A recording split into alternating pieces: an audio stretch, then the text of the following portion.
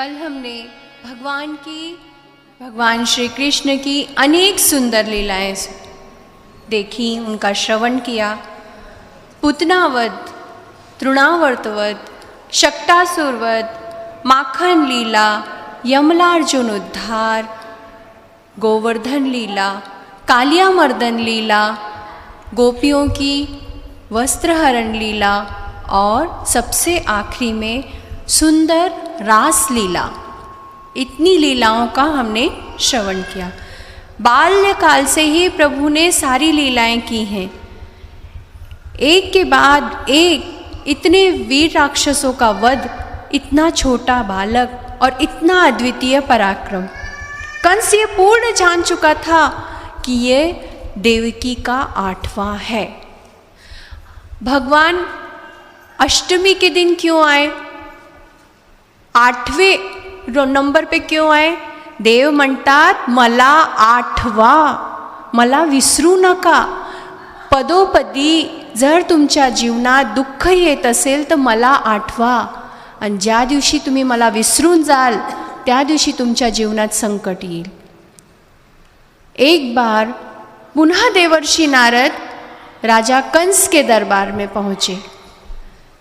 क्या कर रहा है ये कंस, कर क्या रहा है? मैंने इसे सचेत किया था कि वध कर दे, उसके बाद भी ये क्या कर रहा है, इतने दिन हो चुके। देवर्षि नारद राजा कंस के दरबार में पहुँचे और कंस को चेतावनी देते हुए बोले, तुझे ज्ञात नहीं हुआ, अभी भी तेरी आंखें नहीं खुली, कौन है? अरे गोकुल में है देवकी का 8वां। देवकी का जो 8वां है ना, वो गोकुल में है। और जो बलराम है, जो बलराम जी हैं, और वो रोहिणी के पुत्र हैं, वसुदेव रोहिणी के पुत्र हैं। वो तेरे से संकट, तेरे कारण राजा कंस, तुम्हारे कारण उनके ऊपर कोई विपत्ति ना आए, इसलिए वसुदेव जी ने उन्हें गोकुल में सुरक्षित रखा है। वही है देवकी का 8वां। भूल मत, बहुत देर हो चुकी, अब जो करना है अति शीघ्र कर। इतना सुनना ही था कि कंस जोर से तिलमिला उठा, जोर से चिल्लाया, बहुत हो चुका। कितने वीर राक्षस भेजे, एक के बाद एक बलशाली, वीर, चतुर, पराक्रमी सारे राक्षसों का वध पल में। जब पूतना का वध किया था, मैंने बताया था कि भगवान श्री कृष्ण केवल 3 दिन के थे। शक्टासुर का वध किया तब 3 महीने के थे, 108 दिन के थे, 3 महीने कुछ दिन, उतने दिन के थे। इतने कम आयु में उन्होंने इतना सब कुछ कर लिया था। अब कंस ने कहा किया, कहें क्या, एक अहंकार, इतना बड़ा राजा और इतने छोटे से बच्चे को मारने के लिए स्वयं जाएगा, मैं खुद जाऊं? उसे एक मन में एक लग रहा है कि अब मुझे पता चल गया है। अभी तक तो मैं अनुमान लगा रहा था कि यही देवकी का 8वां है, यही देवकी का 8वां है, लेकिन देवर्षि नारद ने आकर मुझे चेतावनी दे दी कि वो ही है देवकी का 8वां, तू जो करना जल्दी कर। अब इतना पता चल गया है, सब कुछ प्रत्यक्ष है, फिर भी एक सूक्ष्म अहंकार, क्या मैं मारने जाऊंगा? मैं मथुरा नरेश, यहाँ का राजा, और मैं इतने छोटे से बालक को मारने जाऊंगा? पर मारूं कैसे और क्या करूं? ऐसा करता हूं, अब मैं वहां पर गोकुल में किसी को नहीं भेजूंगा। अब जो करना है मुझे उनको मथुरा में बुलाकर करना है। मैं उन्हें मथुरा में बुलाऊंगा, अपनी आंखों के सामने उनकी दुर्दशा होते हुए देखूंगा। मथुरा में भेजे तो किसके ऊपर भेजे? नंद बाबा वहाँ के अधिपति हैं, गोकुल के अधिपति, सहसा मेरी बात पर विश्वास नहीं करेंगे। राजा कंस ने बुलाया है तो किसी को भी भेज दिया तो वो किसी के भी साथ भगवान श्री कृष्ण और बलराम को नहीं भेजेंगे, तो किसे भेजा जाए? भेजने के लिए भी योग्य प्रतिनिधि चाहिए। तो उन्होंने किसका चयन किया है? अक्रूर जी का चयन किया है। उन्होंने क्या योजना बनाई कि उन्हें अपने आँखों के सामने उनकी दुर्दशा देखना है। और सबसे महत्वपूर्ण, अत्यंत महत्वपूर्ण प्रसंग रहता है भागवत में अक्रूर जी का प्रसंग, क्योंकि जब तक हम अक्रूर जी का प्रसंग नहीं करते, देखते या श्रवण करते, तो जो जागृत भक्ति है वह चिरस्थायी नहीं हो पाएगी। कंस ने अक्रूर जी का चयन क्यों किया? अक्रूर यानी जिनके जीवन में क्रूरता ने स्पर्श भी ना किया हो, जिन्होंने कभी जीवन भर क्रोध ना किया हो, जो जीवन भर क्रूरता से परे रहे हैं, वो है अक्रूर। अक्रूर जी को भेजने का निर्णय लिया गया और भगवान अक्रूर जी भगवान विष्णु के अनन्य भक्त थे और वो ये अच्छी तरह से जानते थे कि वो भगवान श्री कृष्ण श्री हरि नारायण के अवतार हैं, भगवान विष्णु जी के अवतार हैं। वो ये अच्छी तरह से जानते थे, परब्रह्म परमात्मा है। कंस ने जब उनका चयन किया, वो अपने आप को धन्य मानने लगे, प्रभु आज मैं आपको समीप से देखूंगा। क्योंकि जब तक अपनी भक्ति जो है जागृत नहीं होती, तब तक भगवान हमें अपने जीवन में नहीं मिलते। और जागृत भक्ति होती है तो भगवान स्वयं आकर हमें दर्शन देते हैं। अनुभूति करना चाहिए। कभी कभी ऐसा लगता है कि कोई हमें आवाज़ दे रहा है, अंतरात्मा से एक आवाज़ आती है ना कि ये मत कर, या ऐसा अंदर से एक आवाज़ आती है तो हमें ये लगता है कि कोई हमें आवाज़ दे रहा है। कोई आवाज़ देता नहीं रहता। हम अगर संकट में रहते हैं तो कोई अनायास आकर हमारी सहायता कर लेता है।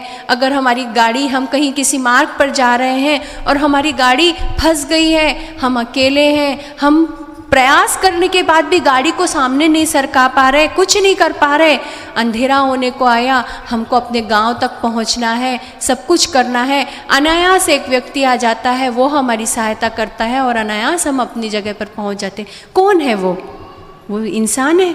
उन्हें हमने बुलाया, किसी घने अंधेरे जंगल में चले जाओ, वहाँ पर भी दिखाई देते हैं।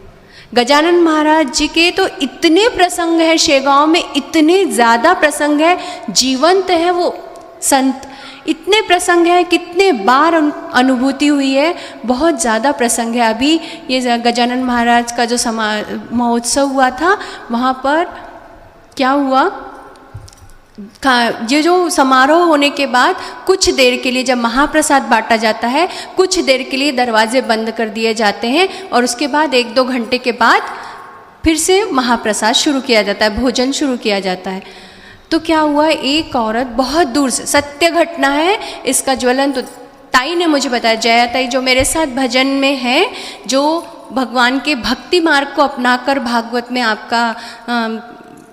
आपकी भक्ति को जागृत करती, उन्होंने बताया कि सचमुच एक औरत वहाँ आकर बैठी, वो भगवान का महाप्रसाद लेने के लिए आई हुई थी और दरवाजे बंद हो गए तो वो वहाँ पर बैठी हुई थी।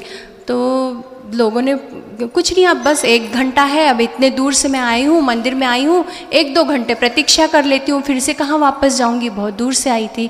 एक खूब सुंदर स्त्री, सुंदर सा चूड़ा पहना हुआ, खूब अच्छी अलंकार सब कुछ पहने हुए दूसरी स्त्री आई और उसने उनसे पूछा कि तुम यहाँ क्यों बैठी हो, किस चीज़ की प्रतीक्षा कर रही हो। नहीं, बोले कुछ नहीं, बस महाप्रसाद लेना था और मुझे मालूम था कि मैं जाने तक वो समय ख़त्म हो जाएगा, बस 2 घंटे की बात है, 1-2 घंटे मैं प्रतीक्षा कर लेती हूँ, उसके बाद मैं महाप्रसाद लेकर चली जाऊँगी।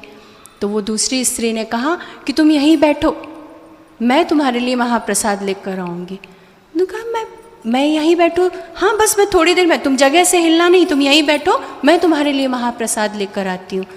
और वो स्त्री, जो दूसरी स्त्री आई थी, वो अंदर गई, अंदर से चांदी के थाल में पूरा महाप्रसाद, चांदी के थाल, उसमें चांदी की कटोरियाँ और सब पूरा महाप्रसाद लेकर वो बाहर आई। बाहर तो उसकी थाल को देख के वो बड़ी आश्चर्यचकित कि चांदी के थाली में कैसे क्या लाई, तुम्हें महाप्रसाद लेना है, भोजन करना है, किसी भी प्रकार के प्रश्न मत पूछो, भोजन करो, और हाँ इसमें की एक भी वस्तु साथ में लेकर नहीं जाना, ये चांदी का थाल है, ये चांदी की कटोरियाँ, ग्लास जो भी है, ये सब धोकर कार्यालय में दे देना, ऐसा कहा। और वो भोजन उसने शुरू कर दिया। एक क्षण के लिए जैसे ही उसने भोजन शुरू किया, देखा तो वो दूसरी स्त्री अदृश्य थी, दिखाई नहीं दी उसको। खाना खा लिया उसने और खाना खाने के बाद वहाँ पे बताया था उसने, यहाँ पे हाथ धो लेना, सारे बर्तन जो हैं सब धो के कार्यालय में दे देना। कार्यालय में जब वो गई तो कार्यालय के कर्मचारी बहुत आश्चर्य में थे। वो उस औरत से 3-3 बार पूछ रहे थे, हे ये थाली तुमको किसने दी, कहाँ से मिली तुमको, तो उसने कहा कि ऐसा ऐसा हुआ, मैं यहाँ पर आई, भूख तो लगी थी लेकिन मुझे मालूम था कि 2 घंटे बाद महाप्रसाद मिलने वाला है, मैं यहीं रुक गई। तो वो दूसरी औरत आई, उसने ये चांदी की थाली दी, ये कटोरियाँ दी और उसने ये बताया कि तुम खाना खा लेना, खाना खाने के बाद ये सब धो के कार्यालय में दे देना। कर्मचारी इतने आश्चर्यचकित थे कि इतना कड़ा पहरा, सारे दरवाजे बंद, तो वो थाली कहाँ की थी? गजानन महाराज के सामने नैवेद्य में रखी हुई चांदी की थाली, कटोरी और वो ग्लास था। उन्होंने अंदर जाकर गजानन महाराज के सामने की वो थाली देखी तो वो वहाँ से थाली गायब थी। कौन जा सकता? सब बंद था, कोई अंदर प्रवेश नहीं किया। वो स्वयं गजानन महाराज थे जो एक स्त्री का वेश लेकर आए थे और वो महाप्रसाद उसे खिलाकर उसकी क्षुधा शांत कर कर चले गए। भगवान इस पृथ्वी पर हैं और वो जो स्त्री है वो चंद्रपुर की है। अब मैं और ज़्यादा इस बात को नहीं बता रही हूँ कि केवल एक दृष्टांत नहीं है, सत्य घटना है। और भागवत जो है ये रूपक नहीं है, मनगढ़ंत कहानी नहीं है, शाश्वत सच्चाई है। भगवान ने सचमुच इस पृथ्वी पर अवतार लिया, सचमुच सब लीलाएं की। हमें अगर पैर में कांटा चुभ जाए तो भी हमें दुख होता है, भगवान को मनुष्य रूप में अवतार लेके कम कष्ट सहना पड़ा होगा। जेल में कहाँ इतने बड़े भगवान परब्रह्म परमात्मा ग्वाले के तरह गोकुल में घूमते हैं, गायें चराते हैं, अनवानी पैरों से पूरे गोकुल में घूमा, गायों की सेवा की, ग्वाले के तरह रहे, सभी सखाओं के लिए सारी सेवा की, सब कुछ किया। भगवान को भी कष्ट होता है जब वो मनुष्य रूप में आते हैं। इसलिए अगर हमारे जीवन में कुछ भी दुख आए, कुछ भी संकट आए, तो हमारे संकट को दूर करने वाले दूसरा कोई साधारण मनुष्य नहीं है, वो केवल और केवल ईश्वर ही है। हमारे ऊपर अगर कोई संकट आए, द्रौपदी का दृष्टांत आप देखिए, सारे राजसभा में सबसे याचना की थी उसने, सभी से याचना की, अपने पतियों से याचना की। वस्त्रहरण जब हो रहा था, दुशासन खींच रहा था उसके वस्त्र, सबसे याचना की, अपने पतियों से याचना की। भीष्म पितामह, कृपाचार्य, विदुर, महात्मा विदुर, सभी उस वहाँ पर थे, उस राज दरबार में। महाराज धृतराष्ट्र थे और जब उसे समझ में आ गया कि इस संसार के जितने संबंध हैं सब झूठे हैं, कोई किसी का नहीं होता, तब उसने भगवान कृष्ण को पुकारा है। और जैसे ही भगवान कृष्ण को पुकारा तो साड़ी के अनगिनत साड़ियाँ उसके शरीर की, उसके देह के संरक्षण के लिए आ गई। तो भगवान, केवल भगवान परब्रह्म परमात्मा, यही शाश्वत सत्य है, वही शाश्वत संबंध है, बाकी सब कुछ मिथ्या है। इस बात को मैं इतने बार इसलिए बता रही हूँ कि कल भागवत का अंतिम दिन है, 7वां दिन है, अंतिम दिन है। आप यहाँ से पूर्ण भागवत का फल लेकर जाएं, जो फल एक भागवत श्रवण से मिलता है। मेरी हृदय से अभिलाषा है कि प्रत्येक श्रोता जो यहाँ पर बैठकर भागवत का आनंद ले रहा है, प्रत्येक श्रोता को हर भागवत के प्रत्येक मर्म से, प्रत्येक प्रसंग से, प्रत्येक कथा से जो फल मिलता है वो सभी को प्राप्त हो। इसलिए और 7वें दिन की कथा अत्यंत महत्वपूर्ण होती है। किसी कारणवश कोई ये 5-6 दिनों में नहीं आ पाया है तो उनसे आप निवेदन करिए। अगर आप 2 जन को बताती हैं तो उससे आपका पुण्य बढ़ता है। आप निवेदन करिए कि कम से कम 7वें दिन की कुछ घंटों की या कुछ आखिरी के जो प्रसंग है, 1 घंटे की कथा या भागवत का महात्मा, कम से कम 7वें दिन का अवश्य श्रवण करना चाहिए। इसलिए 7वें दिन की कथा सबसे महत्वपूर्ण होती है। आइए हम अक्रूर जी के प्रसंग में चलते हैं। अक्रूर जी वहाँ से निकले और जैसे ही उन्होंने गोकुल की सीमा पर प्रवेश किया, वो जानते थे कि भगवान श्री कृष्ण अनवानी पैरों से, पैरों में उन्होंने कभी जूते नहीं पहने, पैरों में पादत्राण नहीं पहने, वो क्या कहते थे, मैया मेरी गायें कुछ नहीं पहनती, वो तो ऐसे ही पूरे वन में घूमती हैं, वृंदावन में घूमती हैं, तो मैं कैसे पहन सकता हूँ। तो जैसे ही उन्होंने प्रवेश किया, वहाँ की भूमि को, वहाँ के धूल कणों को अपने माथे पर लगा दिया। जहाँ पर परब्रह्म परमात्मा ऐसे ही गिरे, वहाँ उन्हें सभी जगह भगवान श्री कृष्ण के चरण चिन्ह नज़र आने लगे। सब जगह दंडवत प्रणाम करने लगे। और वो कैसे गए थे? सोने के रथ पर। महाराज कंस ने स्वर्ण रथ भेजा था, सोने के रथ पर गए थे। और जब मथुरा से निकले तो गोकुल और वृंदावन जो था कुछ ही दूर पर था, किंतु जब अक्रूर जी पूरे मार्ग में भगवान के चरण चिन्हों को देखकर प्रणाम करते करते गए तो उनको सुबह से शाम हो गई। वृंदावन पहुँचते पहुँचते सुबह से शाम हो गई और मन की भावना अत्यंत पवित्र थी। और जैसे ही वो वृंदावन में पहुँचे, वहाँ की माटी को प्रणाम किया, सभी जगह प्रणाम किया। रोज़ हम ऐसी भावना करें कि मृत्यु जब हमारे समीप आए तो भगवान हमारे सामने हो। हम ये संकल्प अगर रोज़ करेंगे तो हमारे संकल्प फलीभूत होंगे। ये शुभ संकल्प अगर हम रोज़ करें तो हमारे संकल्प फलीभूत होंगे। क्यों नहीं होंगे? अगर हम बुरे संकल्प करते हैं तो वो फलीभूत नहीं होते। कोई अगर बुरा विचार करता है तो नहीं घटित होता, फिर हम अगर अच्छा विचार करें तो क्यों नहीं होंगे? ज़रूर होंगे। अक्रूर जी गए तो कुछ लोगों से उन्होंने नंद बाबा के घर का पता पूछा। मन में एक विचार था, मन में एक विचार आया कि मैं जाऊंगा तो मैं कंस का, महाराज कंस का प्रतिनिधि हूँ, तो मैं जाऊंगा तो भगवान श्री कृष्ण मुझे अपनाएंगे या नहीं अपनाएंगे, वो मेरे बारे में क्या सोचेंगे। मन में केवल एक ही विचार आया कि अगर मैं जाता हूँ वहाँ नंद बाबा के यहाँ जाकर बैठता हूँ तो वहाँ पर अगर आने के बाद भगवान श्री कृष्ण ने मुझे चाचा कहकर पुकारा, मुझे काका कहकर पुकारा, तो मुझे मन से ये लगेगा कि मैं प्रभु ने मुझे अपना लिया। भगवान उनकी मन की बात जान गए और जैसे ही अक्रूर जी आए, नंद बाबा बहुत खुश हुए, उनका आदर आतिथ्य किया। बहुत सुंदर स्वभाव के थे, अत्यंत शांत सरल सादगी से परिपूर्ण था उनका मुख और बहुत शांत स्वभाव के थे अक्रूर जी। जैसे वहाँ नंद बाबा के आए और दोनों ने आलिंगन किया, मित्र थे, बैठाया, उनका आदर आतिथ्य किया। अक्रूर जी ने कहा कि तुम्हारे दोनों पुत्र बलराम और श्री कृष्ण कहाँ हैं? अरे बस वहीं दूर खेलने के लिए गए हैं, बस आते ही होंगे। जैसे ही वो आए, भगवान श्री कृष्ण और बलराम ने उन्हें प्रणाम किया और भगवान श्री कृष्ण ने उन्हें चाचा कहकर पुकारा और उनकी गोद में जाकर बैठ गए। अक्रूर जी ने धन्यवाद, हृदय से धन्यवाद दिया परमात्मा को, परमात्मा तुमने मुझे अपना लिया। अगर हम बुरे भी हों और अगर परमात्मा हमें अपनाता है तो उसका हमेशा कल्याण होता है। भगवान से किसी भी प्रकार का संबंध अगर हम कायम करते हैं तो उस संबंध को जीवन भर निभाना है। अगर हम उनको पिता के रूप में देखते हैं, पति के रूप में देखते हैं, सखा के रूप में देखते हैं, अपने पुत्र के रूप में देखते हैं, चाहे किसी भी रूप में हम भगवान से संबंध बना सकते हैं और उस संबंध को चिरस्थायी, जब तक हमारे श्वास हैं, जब तक हमारा जीवन है, उस जीवन में चिरस्थायी रखना है और उसे निभाना है। अक्रूर जी की वर्षों की अभिलाषा पूर्ण हो गई।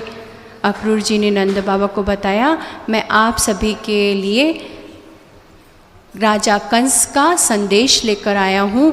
राजा कंस ने मथुरा में बहुत सुंदर धनुष यज्ञ रखा है और उसके लिए सारे ब्रजवासियों को, सारे गोकुलवासियों को आमंत्रित किया है। मैं बलराम और श्री कृष्ण को ले जाऊँगा, उनके लिए मैंने, महाराज कंस ने ये सुवर्ण रथ भेजा है और आप सभी बैलगाड़ी पर आ सकते हैं। और नंद बाबा से कहा आप चाहें तो अभी आ सकते हैं। नंद बाबा ने कहा मेरी भी बहुत इच्छा थी कि बच्चों को मथुरा दिखा लाऊं, किंतु समय की व्यस्तता के कारण ये संभव नहीं हो पा रहा था। लेकिन इनके साथ प्रभु के सखा भी जाएंगे, क्योंकि अगर सखा ना रहा हो, सखाओं को लगता है, उनके गोप ग्वालों को, उनके साथियों को लगता है कि अगर हम नहीं जाएंगे तो कन्हैया जी की सहायता कौन करेगा। उन्हें ऐसा लगता है परब्रह्म परमात्मा जो सारे संसार की देखभाल करते हैं, जो सारे जगत की देखभाल करते हैं, उनकी देखभाल करने के लिए उनके सारे सखा, सारे ग्वाल बाल आते हैं। नंद बाबा ने अनुमति दी थी। मैया को जब ज्ञात हुआ, यशोदा मैया को जब ज्ञात हुआ तो उन्हें बहुत पीड़ा हुई। 2-3 दिन पूर्व यशोदा मैया ने ये स्वप्न देखा था कि कान्हा जी मुझसे दूर जा रहे हैं, वो मथुरा जा रहा है, कहीं दूर जा रहा है और वो हमेशा के लिए जा रहा है, वापस नहीं आएगा। ऐसा मन में एक विचार आया, वो ज़ोर से घबराई। उन्होंने कहा नहीं नहीं, मैं मथुरा नहीं भेजूँगी, मैं मथुरा नहीं भेजूँगी मेरे लाला को, अभी बहुत छोटा है। मथुरा में बहुत, मैंने सुना है मथुरा की नारियाँ जादू टोना करती हैं, जादूगरनी है, मेरे लाला के ऊपर जादू कर दिया तो। नंद बाबा ने धैर्य बंधाया, कब तक अपने बच्चे को पल्लू से बांध कर रखेगी? 11 वर्ष का हो गया है कान्हा, 11 वर्ष के हो गए भगवान श्री कृष्ण। तो उन्होंने कहा कि जाने दे। आँखों से आंसू की झरी लग गई, रोने लगी, विलाप करने लगी। नहीं, मैं अपने कान्हा को नहीं जाने दूंगी, नहीं जाने दूंगी। नंद बाबा ने समझाया, बहुत धैर्य बंधाया कि अरे नहीं नहीं, कुछ नहीं होगा। जो कन्हैया जी अकेले थोड़ी जाएंगे, कान्हा अकेला नहीं जाएगा, उसके साथ बलराम जी भी जाएंगे और ये दोनों बालक घूम घाम कर वापस आ जाएंगे। मैया का मन नहीं माना, रात में नींद नहीं आई। इस वृद्धावस्था में वही तो एक आधार है, उसके बिना अकेले कैसे जी पाएगी। कन्हैया जी ने उनके हृदय की बात जान ली। माता, तू क्यों चिंता करती है? रात में जब उनको नींद नहीं आ रही थी तो उनके पास जाकर बैठे कन्हैया जी और उन्होंने कहा, मैया तू चिंता क्यों करती है? चिंता मत कर, मैं वापस अवश्य आऊँगा। राजा कंस है मथुरा के, उनसे मिलना ही जाना है और अक्रूर काका हमें लेने के लिए आए हैं, बस कुछ दिन में की तो बात है, मैं ज़रूर आऊँगा वापस। यशोदा मैया ने कहा कि मेरा लाला मेरे लिए कभी झूठे वचन नहीं बोलता, वो हमेशा सच कहता है। और वो भाव विभोर हो गई, कान्हा जी को हृदय से लगा लिया, किंतु उनकी बातों में ये भूल गई कि बेटा तू कब लौटेगा।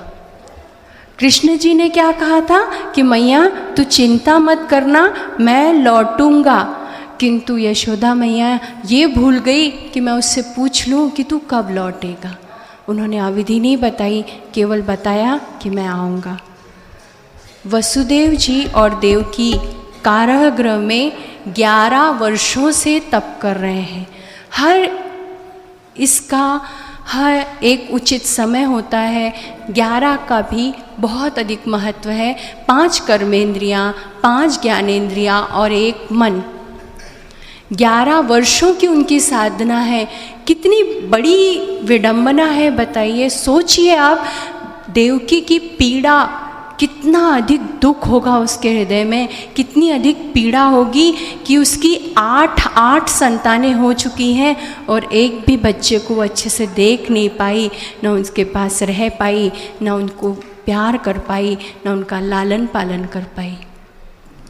मन ज़ोरों ज़ोरों से धड़क रहा है और उसे ये पता था, अक्रूर जी ने जाते समय उनसे मिलकर गए थे, देवकी और वसुदेव जी से मिलकर गए थे और उन्हें धैर्य बंधाया था कि मैं तुम्हारे, वो भी जानते थे कि भगवान श्री कृष्ण वसुदेव जी के पुत्र हैं, क्योंकि वो परब्रह्म परमात्मा को जानते थे। उन्होंने कहा कि मैं बलराम और श्री कृष्ण को लेने के लिए जा रहा हूँ, महाराज कंस ने मुझे अपना प्रतिनिधि चुना है। तो वसुदेव और देवकी ये दोनों 11 वर्षों से तप कर रहे हैं और देवकी जी के हृदय से एक ही आवाज़ आ रही है कि वो मुझे मैया कहेगा कि नहीं। बहुत सुंदर ये तो कुछ लाइनें एक संत ने लिखी हैं और बहुत सुंदर ये कुछ लाइनें हैं। देवकी क्या कहती है, कन्हैया किसको कहेगा तू मैया, किसको कहेगा तू मैया, कन्हैया किसको कहेगा तू मैया, किसको कहेगा तू मैया। एक ने तुझको जन्म दिया रे, एक ने तुझको पाला, कन्हैया तू मैया, किसको कहेगा तू मैया। एक ने तुझको दी है रे ज्योति, एक ने दिया उजाला कन्हैया, किसको कहेगा तू मैया, किसको कहेगा तू मैया। एक ने तुझको जीवन दिया रे, एक ने जीवन संवारा कन्हैया, किसको कहेगा तू मैया, किसको कहेगा तू मैया, किसको कहेगा तू मैया। मन ज़ोरों ज़ोरों से धड़क रहा है कि किसको तू मैया कहेगा। मैंने तुझे जन्म दिया, एक ने तुझे जन्म दिया, एक ने तेरा पालन पोषण किया, एक ने तुझे ज्योति दी है, एक ने पूरे ये ज्योतियों में जो उजाला है, जो प्रकाश है, वो प्रकाश का परिचय एक ने करवाया है। एक ने तुझे जीवन दिया है, तेरे श्वास दी है, परंतु इस जीवन को संवारने का अधिकार मुझ में नहीं था। मैं बहुत अभागी हूँ, मैं तुझे वो जीवन को तेरे संभालने में तेरा साथ नहीं दे सकी, तो तू किसको कहेगा। मन ऐसा ज़ोर ज़ोरों से धड़क रहा है और वो प्रार्थना कर रहे हैं कि अगर श्री कृष्ण और बलराम नहीं आएंगे तो यहाँ हमारे प्राण चले जाएंगे। अक्रूर जी जब कृष्ण और बलराम को वृंदावन से मथुरा जाने के लिए निकले, बहुत करुण प्रसंग है, बहुत ज़्यादा करुण प्रसंग है। इसे व्यापक रूप से नहीं ले सकते क्योंकि हमें भागवत का बहुत बड़ा भाग आज पूर्ण करना है, दशम स्कंद पूर्ण करना है। ये करुण प्रसंग इतना अद्वितीय है कि केवल ये प्रसंग को बताने के लिए 1 दिन लगता है, 3 घंटे लगते हैं। इतना सुंदर है ये प्रसंग, एक एक शब्द, एक एक भाव, सभी के हृदय की एक एक कल्पना, एक एक विचार बहुत अद्वितीय है। यशोदा मैया की अधीरता, गोपियों का विरह, राधा का मूक हास्य, सभी की असह्य वेदना, अत्यंत पीड़ा है सबके हृदय में। सभी के आँखों से अश्रु निकल रहे हैं और सभी कह रहे हैं कान्हा मत जाओ, अगर तुम चले जाओगे तो तुम्हारे साथ में हमारे प्राण भी चले जाएंगे, केवल शरीर यहाँ पर शेष रह जाएगा। कान्हा मत जाओ। गोपियाँ याचना करती हैं कि तुम हमारे प्राण हो कान्हा जी, तुम हमारी आत्मा हो। अगर हम श्वास ले रहे हैं तो वो श्वास केवल तुम्हारे कारण है। हमारे आँखों में जो उजाला है, जो प्रकाश है, वो तुम्हारे कारण है। हमारे शरीर में जो चैतन्यता है, जो चेतना है, जो चेतना का संचार है, वो भी केवल तुम्हारे और तुम्हारे कारण है। प्रभु ने सभी को धैर्य बंधाया, सभी को बताया कि धीरज रखो, मैं अवश्य आऊँगा। मैं जिसको वचन देता हूँ वो वचन निभाता हूँ, मैं अवश्य आऊँगा। उनकी पीड़ा, उनकी असह्य वेदना देखकर भगवान श्री कृष्ण के आँखों से भी आंसू निकल आए, परंतु वो सचेत हो गए क्योंकि जिस उद्देश्य की पूर्ति के लिए वो इस संसार में आए थे, उस कार्य को उन्हें पूर्ण करना था। ग्वाल बाल सहित प्रभु ने मथुरा में प्रवेश किया। मथुरा में प्रवेश किया, मार्ग में कंस का धोबी मिला। उसे बड़ा गर्व था कि मैं महाराज कंस के कपड़े धोता हूँ। भगवान श्री कृष्ण ने उनसे वस्त्र मांगे कि हमें वस्त्र दो, हमारे गोप ग्वालों के लिए भी वस्त्र दो। तो वो धोबी ने भगवान को अपशब्द कहे। प्रभु ने उसकी धृष्टता से उसका मस्तक उड़ा दिया, उस धोबी का मस्तक उड़ा दिया। फिर प्रभु आगे बढ़े, भगवान श्री कृष्ण और आगे बढ़े तो कंस की दासी कुब्जा मिली। ये सभी पूर्व जन्म के हैं। राम अवतार में भी, श्री राम के अवतार में जो धोबी थे उसके भी कुकर्म थे, इसलिए उसे पुनः धोबी का जन्म मिला। और ये कुब्जा कौन थी? पिछले जन्म की मंथरा। पिछले जन्म में जो मंथरा का उसको जन्म मिला था वो इस जन्म की कुब्जा थी। 3 ढंग से वो बेढंगी थी। वो चंदन पात्र लेकर रोज महाराज कंस का तिलक किया करती थी। वो चंदन का पात्र लेकर जा रही थी तो भगवान श्री कृष्ण ने कहा कि हमें तिलक कर दो। तो कुब्जा ने बड़ी मुश्किल से, क्योंकि वो तीन तरह से शरीर उसका बेढंगा था, तो उसने भगवान श्री कृष्ण का तिलक किया। भगवान श्री कृष्ण ने उसके पीठ पर जोर से हाथ मारा तो वो सीधी हो गई और उसकी अत्यंत सौंदर्यवान वो हो गई। भगवान जिसे अपनाते हैं उसके सौंदर्य की तो क्या कहने, अद्वितीय हो जाता है। ये कुब्जा क्या है? हमारे जीवन की कुबुद्धि है। और ये कुबुद्धि 3 ढंग से बेढंगी रहती है। कौन सी? काम, क्रोध और लोभ। ये हमारे जीवन में रहे तो तीनों दोषों को नष्ट करने के लिए हमें बुद्धि को शुद्ध करना पड़ता है।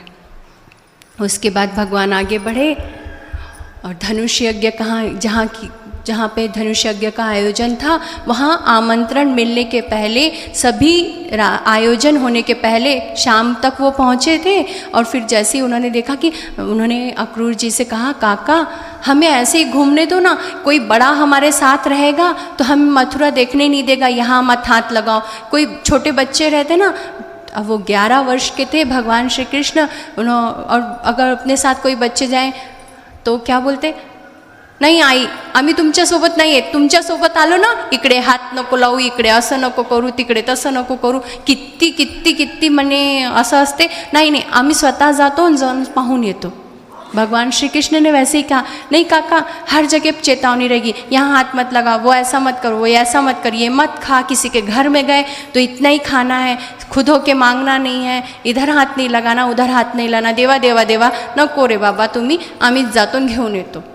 घूमने भी हम जाते हैं तो बच्चे कहते हैं आप घूम के आ जाओ, हम जाएंगे, फिर हम जाके अपने मन से जहाँ जैसा बैठना है मन सोख तो हम बैठेंगे।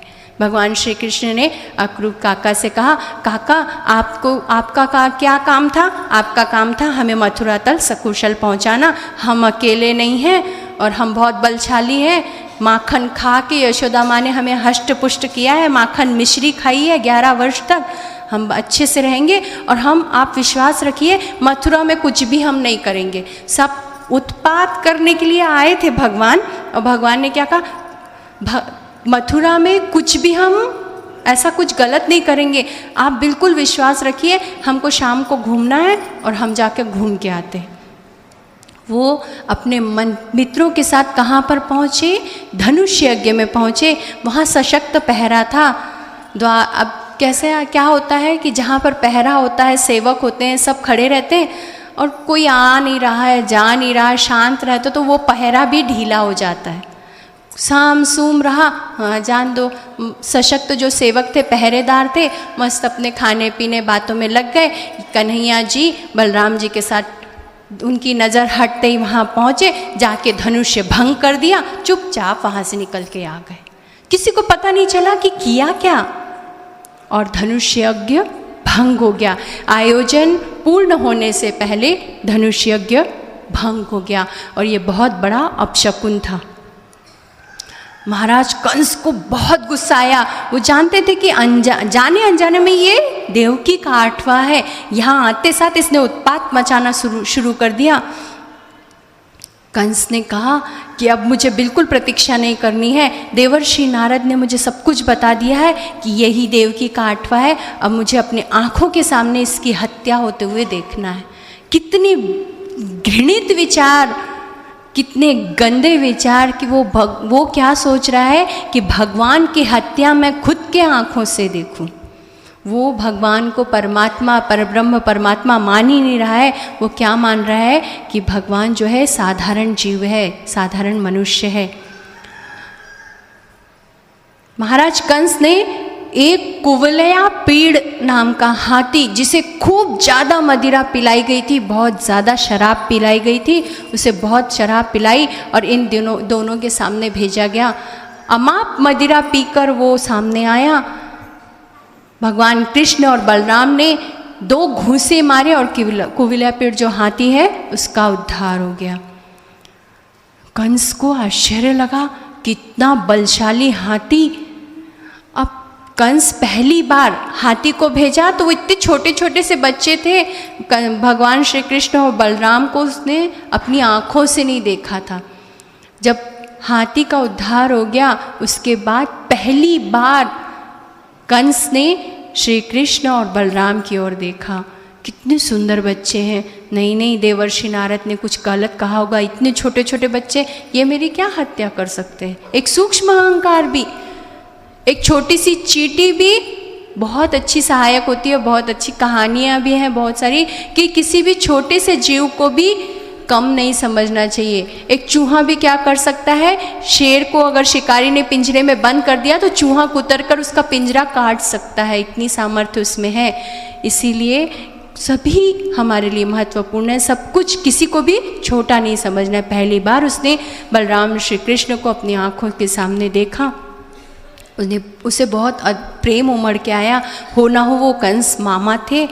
उसके बाद उसने चाणूर और मुष्टिक को भेजा, बहुत अत्यंत युद्धवीर शक्तिशाली मल्ल, अत्यंत पहलवान और क्रोध बिल्कुल जिनके आँखों में, उन्हें भी बहुत मदिरा पिलाकर भगवान श्री कृष्ण और बलराम के सामने भेजा। श्री कृष्ण ने कहा उन्होंने क्या कहा, चाणूर और मुष्टिक ने क्या कहा कि आओ मेरे साथ द्वंद्व करो। श्री कृष्ण ने कहा तुम वीर राक्षस और हम छोटे से बालक, यह तो अधर्म का युद्ध होगा। उन्मत्त राक्षसों ने क्या कहा, युद्ध में धर्म क्या और अधर्म क्या। प्रभु ने कहा अगर तुम्हें युद्ध करना है तो मैं भी डरने वाला नहीं हूँ। मेरी माता ने दूध माखन खिलाकर मुझे पुष्ट किया है, आओ मेरे साथ द्वंद्व करो। चाणूर के साथ भगवान श्री कृष्ण का युद्ध हुआ और मुष्टिक के साथ बलराम जी का युद्ध हुआ। और कंस के सेवक मल्लों को प्रोत्साहित करने के लिए जोर जोर से नगाड़े बजाने लगे, जोर जोर से नगाड़े बजाने लगे। और भगवान श्री कृष्ण और बलराम ने उन्हें मुष्टिक प्रहार किया, घूंसे मारे और वो उनका अंत हो गया। और योग उत्साहित करने के लिए जो सेवक नगाड़े बजा रहे थे उन्हें ध्यान में भी नहीं है कि चाणूर और मुष्टिक मर चुके हैं, उनका अंत हो चुका है। वो नगाड़े बजा रहे हैं। कंस ने कहा चुप रहो, नगाड़े बंद करो, ये क्या दुष्टता है, बंद करो नगाड़े। तुमने जिनके लिए नगाड़े बजाए हैं उनका तो अंत हो चुका है। कंस को अपनी मृत्यु सामने दिखाई देने लगी। ऐसा कहा जाता है कि अगर किसी को अपनी मृत्यु सामने दिखे तो जो तामसी वृत्ति का होता है उसकी तामसी वृत्ति ज़्यादा बढ़ जाती है, जो सात्विक वृत्ति का होता है उसकी सात्विक वृत्ति ज़्यादा हो जाती है। कंस को सन्निपात होने लगा, पागल हो गया वो, जोर जोर से उल जलूल बातें करने लगा। मार डालो देवकी और वसुदेव को, नंद बाबा को जेल में डाल दो, कृष्ण और वासुदेव को मार डालो, इनको इन दो सबका अंत कर दो, मुझे कोई नहीं मार सकता, मैं सबका काल हूं, सबको मार डालो। भगवान श्री कृष्ण ने जोर से छलांग लगाई और मामा कंस के बाल जोर से पकड़े और उनको पृथ्वी पर घसीटा। जैसे घसीटा उनका मुकुट गिर पड़ा, जोर से जमीन पे धड़ाम से गिराया और मामा कंस से कहा मामा कंस अच्छे से देख ले, मैं हूं देवकी का आठवां, मैं हूं तेरा काल, अच्छे से देख ले, आज तेरे पापों का अंत होगा। ऐसा कहकर भगवान श्री कृष्ण ने झंझोड़ के उसको भूमि पर पटक दिया और मुष्टिक प्रहार किया और वहां पर कंस का अंत हो गया। और भगवान के हाथों उसका अंत हुआ, इसलिए उसकी आत्मज्योति परमात्मा में विलीन हो गई। भगवान से अगर हम शत्रुता करेंगे तो भी भगवान उसे अपना कर उसका उद्धार करते हैं। इसलिए भगवान से जो भी हम संबंध बनाएं उस संबंध को जीवन भर निभाना है। वो पालनहारा है, सबसे न्यारा है, वो ही सबका करता धरता है। अगर उसकी हम प्रार्थना नहीं करेंगे, उसकी शरण में नहीं जाएंगे, तो हमारा कोई भी सहारा नहीं है। कंस की मृत्यु के पश्चात भगवान श्री कृष्ण और बलराम कारागृह में पहुँचे। अपने माता पिता वसुदेव और देवकी को मुक्त किया, उन्हें वंदन किया। वसुदेव और देवकी के आँखों में आनंद अश्रु है।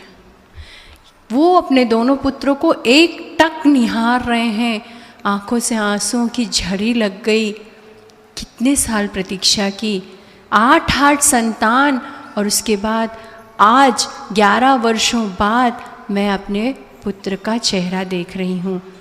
मुख से एक भी शब्द नहीं निकला। वसुदेव और देवकी एक टक बलराम और श्री कृष्ण को निहार रहे हैं, कुछ भी नहीं निकल पा रहा। आनंद से परिपूर्ण है, आनंदाश्रु है उनके मुख चेहरे पर, रो रहे हैं, आँखों में आंसू हैं। और भगवान श्री कृष्ण ने देवकी को पुकारा, माँ हम आपके चरण वंदन करते हैं, हम आपको प्रणाम करते हैं। देवकी को एकदम ध्यान में आया कि ये क्या है, और देवकी के वात्सल्य का बाण टूट पड़ा। दोनों बच्चों को अपने हृदय से लगा लिया। वसुदेव को जो इतनी पीड़ा हुई थी कारागृह में रहकर, एक क्षण में अपने दोनों पुत्रों को देखकर वो क्षुधा, वो पीड़ा, वो वेदना शांत हो गई। दोनों को हृदय से लगा लिया। भगवान श्री कृष्ण ने कहा, मुझे क्षमा करिए माँ, मैं आपकी कोई सेवा नहीं कर सका, किंतु अब मैं अपने सारे कर्तव्यों को पूर्ण करने के लिए यहाँ पर आया हूँ। तत्पश्चात उन्होंने सर्वप्रथम अपने नाना श्री उग्रसेन जी को मुक्त किया और मथुरा का राज्य उन्हें सौंप दिया। वैसे तो महाराज कंस की मृत्यु के पश्चात भगवान श्री कृष्ण के हाथों मथुरा का राज्य आ चुका था, परंतु भगवान श्री कृष्ण को, वो परब्रह्म परमात्मा है, उन्हें किसी भी चीज़ की कोई आसक्ति नहीं थी। उन्होंने मथुरा का राज्य महाराज अपने नाना श्री महाराज उग्रसेन को दे दिया।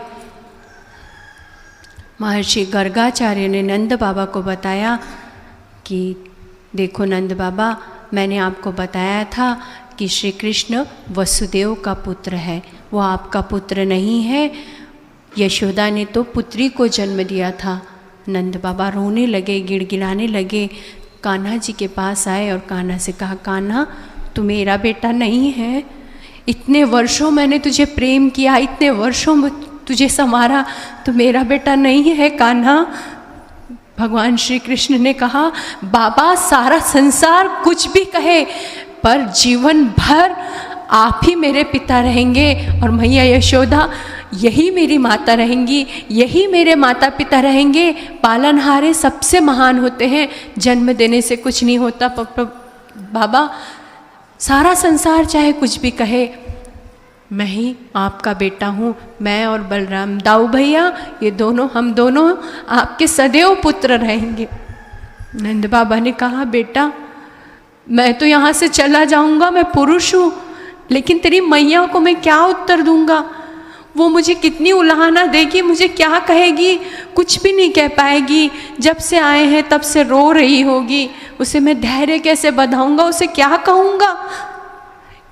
वो कहेगी मेरे कान्हा को तुम मथुरा में छोड़ के आए, इतना छोटा सा है वो, उसे वहाँ कैसे छोड़ के आए? नंद बाबा को भगवान श्री कृष्ण ने कहा, मथुरा की बहुत सारी जिम्मेदारियां हैं जिन्हें मुझे पूर्ण करना है। बाबा मेरी मैया को धैर्य बंधाना और मेरी मैया को बताना कि मैं ज़रूर आऊँगा। मेरी गायें जो मेरी गायें हैं उनकी सेवा करना, उनका ध्यान रखना, गोपियों को ये संदेश देना, सारे गोकुलवासियों को ये संदेश देना कि मैं ज़रूर आऊँगा। भगवान अपने आप को संभाल नहीं पा रहे हैं। नंद बाबा को प्रणाम किया बलराम और श्री कृष्ण ने। उसके बाद नंद बाबा वसुदेव जी से मिले और यहाँ पर वृंदावन और गोकुल की भगवान श्री कृष्ण की बाल लीला समाप्त होती है। यहाँ से प्रारंभ होती है उनकी राजलीला। उनकी एक नई भूमिका यहाँ से प्रारंभ होती है, क्योंकि यहाँ मथुरा में प्रवेश कर चुके थे। बलराम और श्री कृष्ण का उपनयन संस्कार किया गया। महर्षि सांदीपनि गुरुदेव जो सांदीपनि जो थे, उनके आश्रम में उन्हें शास्त्रों की विद्या, धनुर्विद्या, ये सब शिक्षा देने के लिए, सारे विद्याओं के अध्ययन के लिए उनका मौंज करके, उपनयन संस्कार करके उन्हें गुरुकुल में भेजा गया।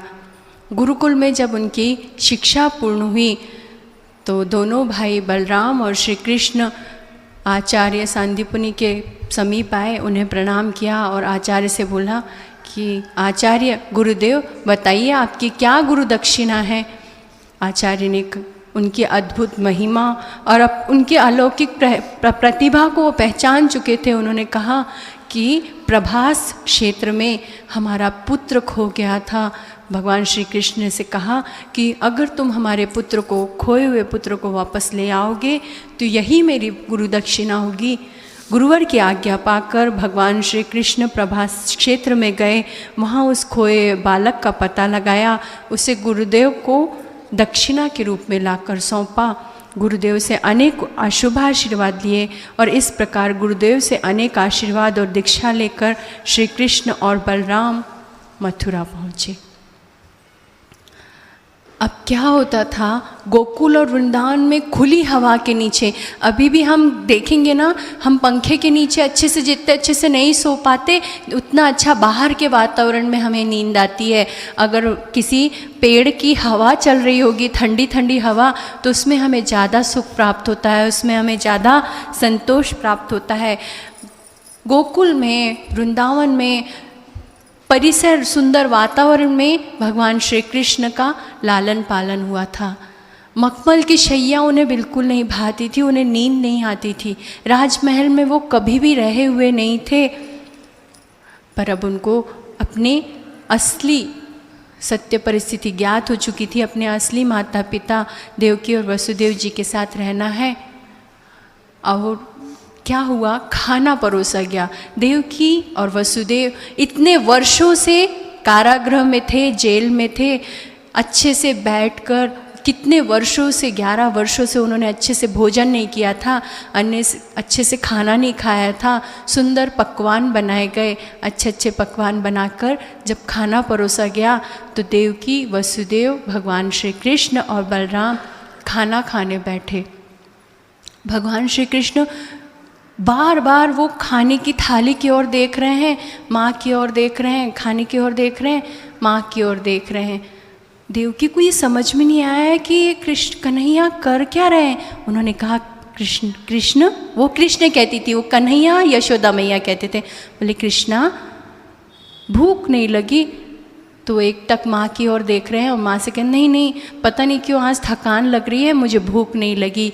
दाऊ भैया समझ गए और बलराम जी ने कहा कि मैया आप बहुत थकी हुई हैं। देवकी माता से कहा माता आप बहुत थकी हुई हैं, माँ आप पिताश्री आप दोनों जन भोजन करके जाइए, मैं इसे समझाता हूँ और मैं इसे भोजन करवा के लेके आऊँगा। ये समझ नहीं पाए कितनी बड़ी विडंबना है देवकी की। 8 बच्चे, 8 संतान रहने के बाद भी बच्चे का लालन पालन कैसे करना है वो बेचारी नहीं जानती थी, क्योंकि कारागृह में उसने बच्चों को जन्म दिया था, नहीं जानती थी। बलराम ने कहा कान्हा क्या हुआ? भगवान श्री कृष्ण रोने लगे, कहने लगे दाऊ मैंने ये सब खाना कभी नहीं खाया और ये हाथ से खाते कैसे मुझे नहीं मालूम। यशोदा मैया ने जब तक मैं वहाँ पर था अपने हाथों से मुझे माखन मिश्री खिलाई, मुझे खाना खाना नहीं आता। इतना असीम प्रेम, इतना अद्वितीय समर्पण था यशोदा माँ का। जब तक भगवान श्री कृष्ण गोकुल में थे वो कभी अपने हाथों से खाना नहीं खाया था उन्होंने। माखन मिश्री, और माखन मिश्री माने बहुत मीठा जीवन में नहीं खाना है, माखन मिश्री ये आनंद का प्रतीक है। वो दाऊ से कहने लगे कि दाऊ मैंने हाथों से कभी खाना नहीं खाया, खाना कैसे खाया जाता है मुझे नहीं आता। दाऊ ने कहा कि तू चिंता मत कर, मैं अपने हाथों से खिलाऊंगा। भगवान श्री कृष्ण कहने लगे कि नहीं, कल को अगर देवकी माता ने तुम्हें मेरे अपने हाथों से खाना खिलाते हुए देख लिया तो उन्हें लगेगा यशोदा मैया ने मेरे बच्चे का पालन अच्छे से नहीं किया। आप मुझे बताइए ये रोटी कैसे तोड़ी जाती है, ये कैसे लगाया जाता है, आज मुझे अभ्यास करवाइए, कल से मैं प्रयत्न करूँगा और कल से मैं अपने हाथों से खाऊँगा। कोई मेरी यशोदा मैया को खराब ना कहे, कोई मेरी यशोदा मैया पर लांछन ना लगाए, कोई मेरी माता को बुरा ना कहे। मैं ये कभी नहीं चाहूँगा कि मेरी माता को कोई बुरा कहे। दाऊ मुझे बताओ खाना कैसे खाया जाता है। इतना अद्वितीय पर ब्रह्म परमात्मा सब कुछ उनके हाथों में था, किंतु मानव लीला करते समय वो पूर्ण मानव रूप में, मनुष्य रूप में उन्होंने ये लीलाएं की है। दाऊ ने उन्हें समझाया, उन्हें बताया कि देख कान्हा इस तरह खाया जाता है। तो बोले दाऊ मेरे को ये सब कुछ भी नहीं खाया जाएगा। दाऊ ने समझाया कि कान्हा हम मथुरा में हैं, यहाँ रोज़ माखन मिश्री नहीं खा सकते मेरे भाई, यही सब खाना पड़ेगा, प्रयास करना। हाँ मैं माता देवकी को बता दूंगा कि थोड़ी सी माखन मिश्री एक कटोरी में रोज कान्हा जी के लिए रख दी जाए। उस समय वहाँ पर उनका प्रिय सखा और मंत्री उद्धव वहाँ पर आए हुए थे। उद्धव भगवान श्री कृष्ण के अनन्य भक्त थे, प्रिय सखा थे, मंत्री थे, वो वहाँ पर आए हुए थे और उन्हें ब्रह्म ज्ञान प्राप्त था और ब्रह्म ज्ञान और उनकी भक्ति का उन्हें बहुत ज़्यादा अभिमान था। गोपियाँ यानी प्रेम का ध्वज और उद्धव यानी ज्ञान की मूर्ति है। उद्धव जी को ब्रह्म ज्ञान ही सर्वश्रेष्ठ लगता था। वो कहते थे एक बार जब भगवान श्री कृष्ण एकांत में बैठे, उन्हें ना भोजन रुचिकर लग रहा है, ना भोजन करने की इच्छा हो रही है, ना राजमहल में उन्हें नींद आ रही है। ये वस्त्र उन्होंने कभी पहने हुए नहीं थे, राजसी वस्त्र उन्होंने कभी पहने नहीं थे। सादे जैसे जो अंग वस्त्र थे उनके, जो ग्वाल बाल पहनते थे वो सारे वस्त्र वो पहने हुए थे। जरी के वस्त्र, भारी के वस्त्र इन्होंने कभी पहने हुए नहीं थे। वो वस्त्र उन्हें चुभते थे, उन्हें बड़ी पीड़ा होती थी, किंतु राजमहल में रहने के बाद वो सारे वस्त्रों को उन्हें धारण करना पड़ता था। वो रात्रि को, शाम को बैठे रहते थे, केवल आँखों में अश्रु और रोते रहते थे भगवान श्री कृष्ण। उद्धव जी ने जाकर देखा, उद्धव ने कहा सखा क्या हुआ? तो भगवान श्री कृष्ण कहते हैं मैया की याद आ रही है उद्धव, मैया याद आ रही है, बाबा याद आ रहे हैं, मेरी गाय याद आ रही है, मेरे ग्वाल बाल, मेरे गोपी, मेरे सखा सब मुझे याद आ रहे हैं। मैं क्या करूं? बहुत विवश हूँ, यहाँ से मैं जा भी नहीं सकता। सारी चिंताएं हैं, सारे कर्तव्य हैं जिसकी पूर्णता मुझे करनी है। तुम्हें तो बहुत बड़ा ब्रह्म ज्ञान है, तुम ये ब्रह्म ज्ञान जाकर गोकुलवासियों को दो, उन्हें समझाओ कि ब्रह्म विद्या, ब्रह्म ज्ञान सर्वश्रेष्ठ है। भक्ति, किसी के प्रति प्रेम, उससे श्रेष्ठ ज्ञान है। भगवान की ये लीला थी। भगवान को उद्धव जी के ज्ञान का, अभिमान का हरण करना था, क्योंकि अहंकार जो है सभी का नाश करता है, सबके जीवन के ज्ञान का पतन करता है। अगर हमें कुछ भी ज्ञान हो जाए तो भी हमें अहंकार नहीं आना चाहिए, क्योंकि अगर जीवन में अहंकार आया तो हमारा सर्वनाश निश्चित है। तो उन्होंने, उद्धव जी ने कहा, उद्धव जी को अभिमान था कि ब्रह्म ज्ञान सर्वश्रेष्ठ है, ब्रह्म सर्वश्रेष्ठ है, निर्गुण निराकार परमात्मा सर्वश्रेष्ठ है। तो उद्धव जी ने कहा कि कान्हा तुम बिल्कुल चिंता मत करो, मैं जाता हूँ गोकुल, मैं उन्हें सभी ब्रह्म ज्ञान देता हूँ। तो कन्हैया जी ने कहा कि देखो खाली हाथ ना जाना, मेरे प्रिय सखा, मेरे मित्र, मेरी गोप ग्वालें, पूरा जीवन उन्होंने समर्पित कर दिया था। केवल एक आवाज़ लगाता था, बांसुरी का एक स्वर भी वो सुनाई देता था उन्हें, तो वो दौड़ कर आ जाती थी। तो तुम जाओ। दूसरे दिन उद्धव, उन्हें अभिमान था, उन्हें हंसी आती थी कि कान्हा कैसे रोते हैं, कन्हैया जी कैसे रो रहे हैं विरह में, ऐसे किसी के प्रति इतना प्रेम कैसे हो सकता है कि बिछोह में उन्हें दुख हो। उद्धव रथ पर बैठे ब्रज आए। उद्धव का रथ देखकर सारे ग्वाल बालों को आनंद हुआ, उन्हें लगा कि स्वयं कान्हा आए हैं। उनसे मिलने के लिए गए। उद्धव ने रथ रोका, नंद बाबा के घर का पता पूछा। नंद बाबा के घर के पता पूछा तो उनके सारे जो सखा थे, उन्हें तो पहले लगा कन्हैया जी आए हैं, भगवान में हमारे सखा आए हैं, कृष्ण आए हैं। दौड़ दौड़ कर रथ के पीछे गए और उद्धव जी तो थे वो भी कृष्ण जी जैसे दिखते थे, वैसे ही सांवले ऊंचे पूरे, जैसा उनका मुखमंडल, उनके मुखमंडल पर भी ब्रह्म ज्ञान का तेज था, तो वैसे ही वो दिखाई देते थे।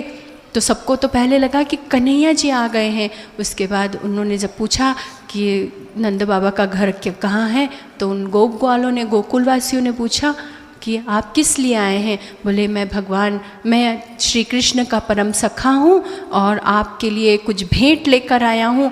कृष्ण तो जो नहीं आ सके, तो कृष्ण जी तो नहीं आ सके, तो उन्होंने कुछ भेंट वस्तु आप लोगों के लिए दी है, मैं नंद बाबा से मिलने के लिए आया हूँ।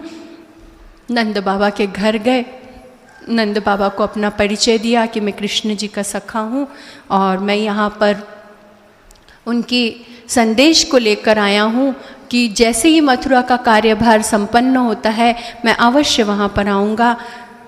नंद बाबा बहुत अधीर थे, केवल कृष्ण जी का नाम सुना, उन्होंने उद्धव जी को गले से लगा लिया, उनका आलिंगन किया, हृदय से लगा लिया और उन्होंने यशोदा माँ को आवाज़ दिया। उन्होंने कहा, यशोदा मैया को आवाज़ दिया, देखो तुम्हारे कान्हा का सखा आया है, वो नहीं आ सका, किंतु अपने मित्र को हमारा कुशल क्षेम पूछने के लिए भेजा है। मैया बाहर आई। कन्हैया जी ने जो यशोदा माँ का वर्णन किया था उससे बिल्कुल विपरीत अवस्था में उनका मुख था। आंखें अंदर धंस गई हैं, रो रो कर आंखें सूज गई हैं, चेहरा विदीर्ण हो गया है। कितने दिन हो गए अपने बाल उन्होंने नहीं किए थे, केशों की उनकी बालों की लटाएं बन चुकी हैं। अत्यंत वो कहती थी कि यशोदा मैया हमेशा आनंदित रहती थी, पर चेहरे पर जरा सा भी आनंद नहीं था। उस भगवान श्री कृष्ण से विछोह की पीड़ा, विरह वेदना, वो जो एक क्षण के लिए भी उनकी आंखें शांत नहीं हुई थी। उद्धव ने नंद बाबा को, यशोदा मैया को प्रणाम किया। यशोदा मैया ने कहा, आपने क्यों आवाज़ दी? आपने आवाज़ दी ना कन्हैया, तो वो केवल कन्हैया सुन पाई थी, कन्हैया का मित्र आया है ये शब्द सुने ही नहीं थे। कान्हा आ गया, कान्हा आ गया, मेरा कान्हा आ गया। नंद बाबा ने समझाया, ये कान्हा जी के मित्र हैं और ये यहाँ पर हमारा कुशल क्षेम पूछने के लिए आए हैं। यशोदा, उसने तुम्हें वचन दिया है ना, वो तुमसे मिलने ज़रूर आएगा, तो वो अवश्य आएगा। धैर्य रखो, धैर्य का फल हमेशा मीठा होता है। हमें अभी हमारे यहाँ अतिथि आया हुआ है, उसका आदर सत्कार करना है। उद्धव जी उन दोनों के प्रेम को देखकर, कृष्ण जी की उनके मुख से बातें सुनकर अधीर हो गए और उद्धव जी का इतना आदर सत्कार नंद बाबा और माता यशोदा ने किया है और एक क्षण के लिए भी एक श्वास भी नहीं लिया होगा यशोदा मैया ने, इतना पूछा है। कान्हैया जी के बारे में, मेरा लाला अपने हाथ से खाने लगा, वहाँ उसे कौन खिलाता है, उसकी देखभाल कौन करता है, उसे कौन पूछता है, उसे नींद आती है? उद्धव जी से कहते हैं, मेरा लाला दुबला तो नहीं हो गया, वो अच्छे से खाता है ना, उसने मुझे याद किया। असंख्य प्रश्न पूछ डाले यशोदा मैया ने माता की अधीरता का, और उद्धव जी चुप, एक भी प्रश्न का उत्तर नहीं दे पा रहे। और तब उद्धव जी को लगा कि सचमुच आज मुझे ये इस बात की अनुभूति हो रही है कि कृष्ण जी इनके प्रेम में क्यों इतने रोते हैं, उनकी आंखों में अश्रु क्यों आते हैं, कितना अद्वितीय प्रेम है इनका। जैसे तैसे जब खाना हो गया, नंद बाबा और भगवान यशोदा, मैया यशोदा पूर्ण कृष्णमय हो चुके थे। भगवान श्री कृष्ण की लीला अत्यंत अद्भुत थी। उन्होंने, उद्धव जी ने कहा कि आज मैं कृतार्थ हो गया, नंद बाबा और यशोदा जी को देखकर आज मैं कृतार्थ हो गया। यशोदा मैया ने कहा, खाना जल्दी आएगा ना? उद्धव जी ने कहा कि हाँ, मथुरा की कुछ जिम्मेदारियां हैं, उस जिम्मेदारियों को पूर्ण करके वो ज़रूर आएगा, यही संदेश लेकर तो मुझे भेजा है। भोजन होने के बाद रात्रि में जब शयनागार में गए उद्धव जी, तो नंद बाबा और उद्धव जी बातें कर रहे हैं। नंद बाबा रोने लगे। यशोदा मैया के सामने उन्होंने आंखों से आंसू नहीं निकाले। अकेले में नंद बाबा रोने लगे और श्री कृष्ण को बताना कि गोवर्धन, यमुना, सारे मित्र सभी उसकी राह देख रहे हैं। उद्धव जी, आप हमारे लिए अतिथि हैं, किंतु ये संदेश देना, उनकी जो गंगी गाय है ना, कभी घर में वापस नहीं आती। अनवानी पैनों से पूरी रात भी वो वन में भटकती रहती है और कृष्ण को ढूंढती रहती है, कभी घर वापस नहीं आती। कृष्ण कन्हैया की गायें वो भी अनवानी पैरों से वन में घूमती है। सारे सखा, सारे मित्र, गोवर्धन पर्वत, सारे वृक्ष, सारी लताएं, यमुना नदी, सभी उनकी बहुत याद कर रही है। उन्हें ये संदेश देना। नंद बाबा से ये बातें कर रहे हैं कि अचानक यशोदा मैया वहाँ पर आ गई। यशोदा मैया को देखकर उद्धव जी बहुत अचंभित रहे। माता, अभी तक आप सोई नहीं? उद्धव जी से यशोदा मैया ने कहा, नहीं बेटा, कान्हा अपने साथ मेरी नींद लेके गया। उसके जाने के बाद आज तक कभी आँखों में नींद नहीं आई। कब सुबह होती है, कब शाम होती है, कब रात होती है, दिन का पता ही नहीं चलता। बहुत असहनीय पीड़ा उनको देखकर उद्धव जी ने उनकी माता को प्रणाम किया। ब्रह्म मुहूर्त पर उद्धव जी उठकर यमुना तट पर स्नान के लिए गए। वहाँ गोपियों के प्रेम की विहलता उन्होंने देखी, विहलता भरी बातों को सुना। विशाखा कहने लगी, अरे ललिता, कान्हा कहीं नहीं गया है, यहीं है। कल मैंने उसे कदम्ब के वृक्ष की ओर देखा था। जया विजया से कहती है, हाँ, कल मेरी घघरी बहुत भर गई थी पानी से। मेरी गगरी जो थी, मेरी गागर जो थी, वो लेकर उसने मुझे घर तक मुझे पहुँचाया। अरे तू ऐसा कह रही है, रात को मेरे घर आया था, मुझसे कह रहा था, क्यों तुम्हें मेरी याद नहीं आती? ये सारी वार्तालाप उद्धव जी सुन रहे हैं। उन्होंने बड़ा आश्चर्य हो रहा है, उनकी दिव्य भक्ति को प्रणाम कर रहे हैं।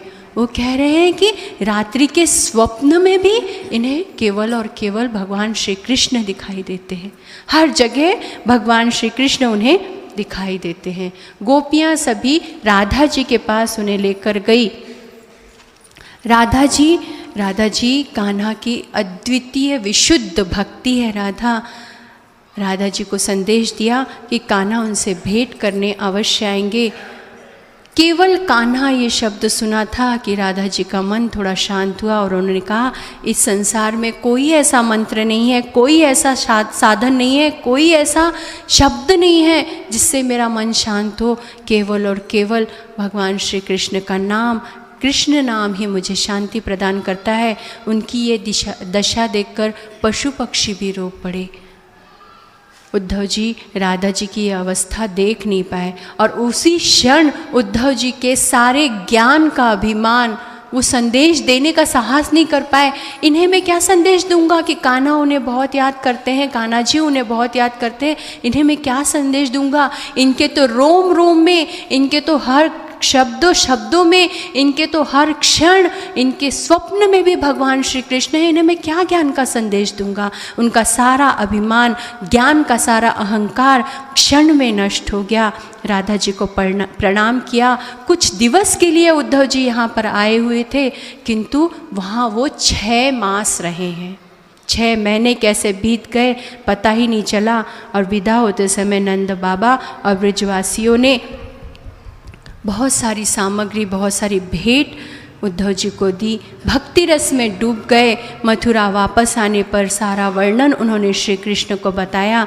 भगवान श्री कृष्ण के सगुण साकार अस्तित्व को प्रणाम किया। उस रूप में उन्हें पूर्ण पुरुषोत्तम नारायण के दर्शन हुए और वो पूर्ण रूप से कृष्णमय हो गए। ईश्वर के लिए रोना है, केवल ईश्वर के लिए रोना है। हमें किसी सारे संबंधी, सगे संबंधी, ये सारे संबंध झूठे हैं। हमें रोना किसके लिए? केवल और केवल ईश्वर के लिए, क्योंकि मृत्यु के क्षण में भी केवल ईश्वर ही हमारे साथ रहते हैं और कुछ साथ में नहीं आता।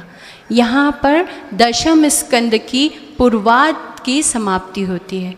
श्री हरये नमः, श्री हरये नमः, श्री हरये नमः। कितना सुंदर भजन है। कौन कहता है भगवान आते नहीं, कौन कहता है भगवान खाते नहीं। उसके लिए हमें शबरी बनना पड़ेगा। उसके लिए क्यों नहीं आते, उसके लिए हमें द्रौपदी बनना पड़ेगा। उस रूप में, उस विहलता के साथ, उस प्रेम के साथ अगर हम भगवान को खिलाएं तो वो खाते भी हैं, वो आते भी हैं और हमारे जीवन का उद्धार भी करते हैं। कहते हैं रामकृष्ण परमहंस जो बहुत बड़े संत हुए हैं, स्वामी विवेकानंद के आचार्य हुए हैं, वो स्वयं अपने हाथों से माता महाकाली, काली जी को अपने हाथों से खाना खिलाते थे। उनके बारे में भी बहुत सुंदर है, बहुत सुंदर अद्वितीय चरित्र है उनका। तो वो अपने हाथों से भगवान को खाना खिलाते थे। विट्ठल मंदिर में यहाँ कथा हो रही है।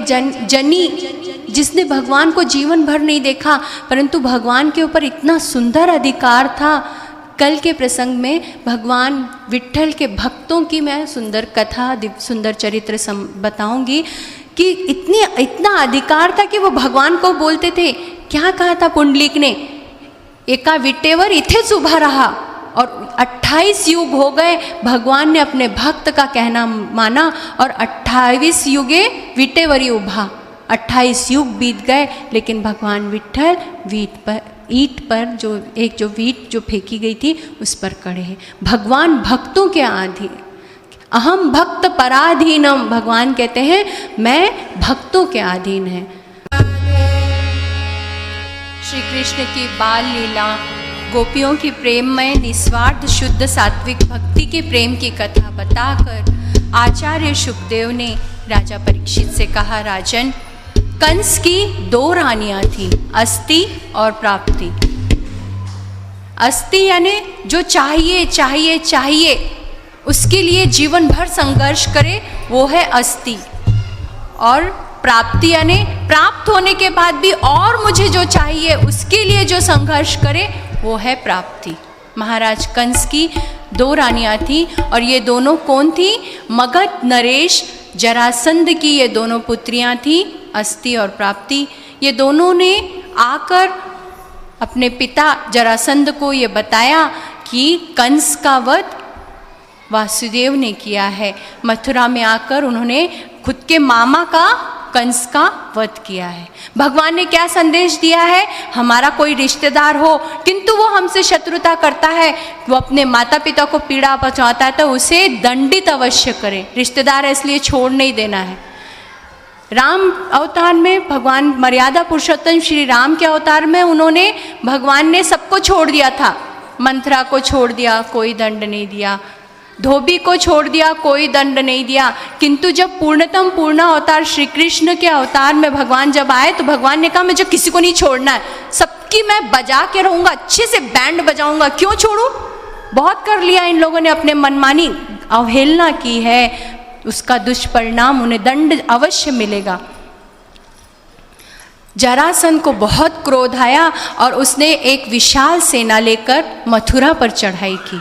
मथुरा पर जैसे ही उसने चढ़ाई की, बलराम और श्री कृष्ण की अद्वितीय सेना के सामने वो परास्त हुआ। किंतु जरासंध को मारने लगे भगवान श्री कृष्ण, तो बलराम, तो भगवान श्री कृष्ण ने कहा नहीं, इसको छोड़ दो। और जरासंध को छोड़ने के बाद मगध नरेश जरासंध ने 17 बार मथुरा पर चढ़ाई की। अहंकार जो है जब तक नहीं टूटता, अभिमान जो है जब तक समाप्त नहीं होता, तब तक हम भगवान को भी भगवान नहीं समझते। क्या हो रहा था? दैत्यराज बलि के सामने साक्षात नारायण खड़े थे और वो कह रहे थे तेरे द्वार खड़ा है भगवान, तू अपनी झोली भर दे। पर अभिमानवश वो भगवान को भगवान मान नहीं रहा था। विंध्यावली ने बोला कि अभिमान है कि मैं उसको दे रहा हूँ, हम देने वाले दाता नहीं है। हम जब दान करते हैं तो हमें बहुत अभिमान होता है कि हम दे रहे हैं, हमें किसने दिया? हमें किसने दिया? ये श्वास लेने के हाँ अधिकारी हैं। इतना जल, इतना सुंदर जल पीते हैं, कितना सुंदर वृक्षों के फल खाते हैं, ये कौन देता है? सृष्टि का निर्माता कौन है? जो कण कण में विद्यमान है वो परमात्मा हमें देता है, और वो सामर्थ्य हमें प्रदान करता है। वो हमें बताता है कि हम दान करें तो हमारे अगले जन्म सार्थक हो, हमारा प्रारब्ध कट जाएगा।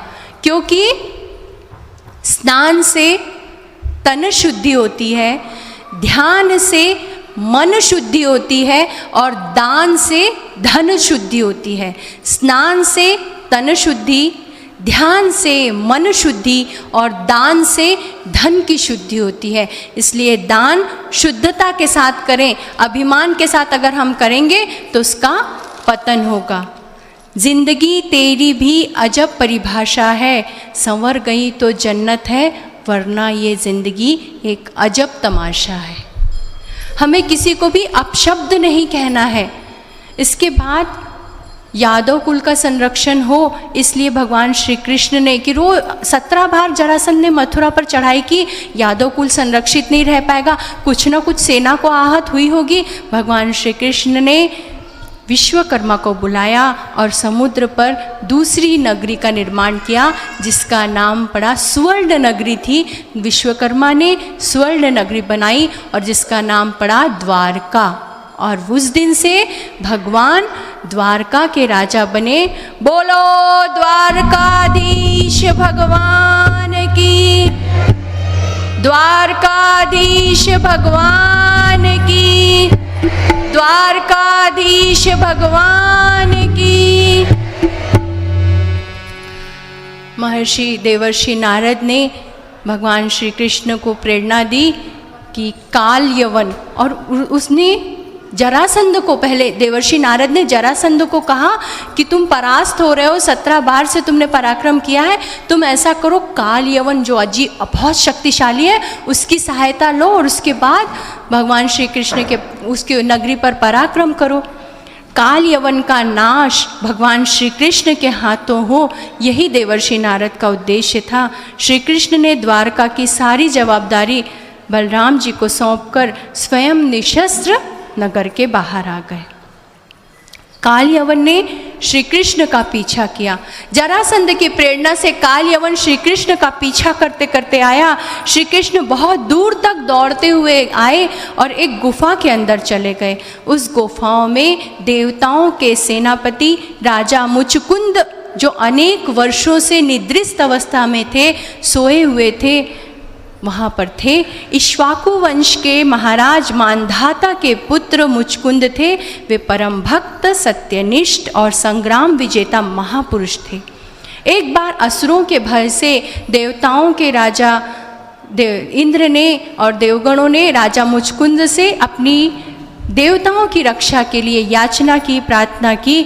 तो वो राजा मुचकुंद जो ब्रह्मनिष्ठ थे, उन्होंने परम भक्त थे, संग्राम विजयी थे, उन्होंने देवताओं का सेनापति होना स्वीकार कर लिया। और देवताओं के ऊपर अगर कुछ भी संकट आते थे तो उनका सेनापति का कार्य वो करते थे।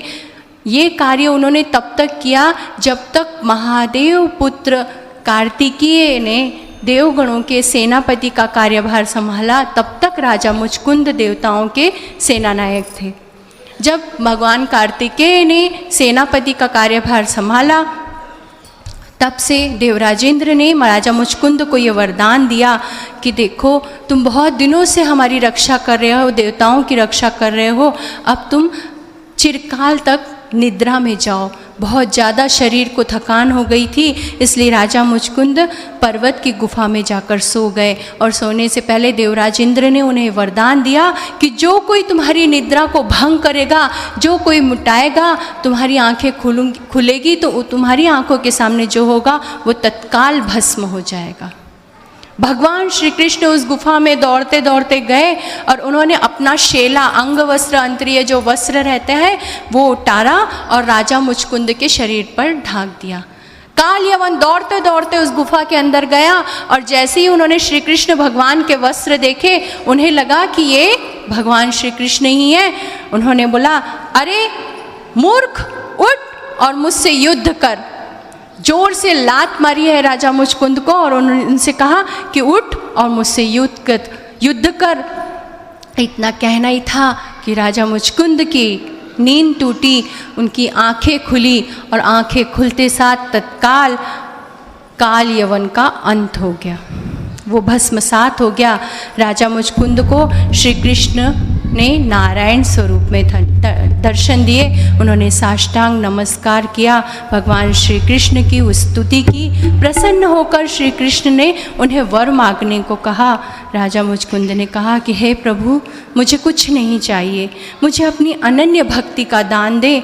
श्री कृष्ण ने उन्हें मुक्ति का आशीर्वाद दिया और राजा मुचकुंद ने कहा कि हाँ, मुझे वरदान प्राप्त था कि मैं सबसे पहले नेत्र को जो मुझे पीड़ा पहुंचाएगा, जो मुझे नींद से जगाएगा, उसे मैं भस्मसात कर दूंगा। किंतु मेरे हाथ से अनायास अपराध तो हुआ है, किसी की मृत्यु तो हुई है, इसलिए मैं शुद्ध होना चाहता हूँ। उन्होंने भगवान की 3 परिक्रमा की, धैर्य और अनारक शक्ति के साथ अपने चित्त को स्थिर किया और गंधमादन पर्वत पर भगवान की आराधना करने के लिए, तप करने के लिए चले गए। शब्द, केवल एक शब्द कालयवन को ने क्या ललकारा था? मूर्ख, डर गया क्या? उठ और मुझसे युद्ध कर। एक भी शब्द, अगर हम किसी को भी अपशब्द कहते हैं तो उससे हमारी हानि होती है। कालयवन के अपशब्दों ने ही उसका नाश किया। शब्द शब्द सब कोई कहे, शब्द के हाथ न पाँव।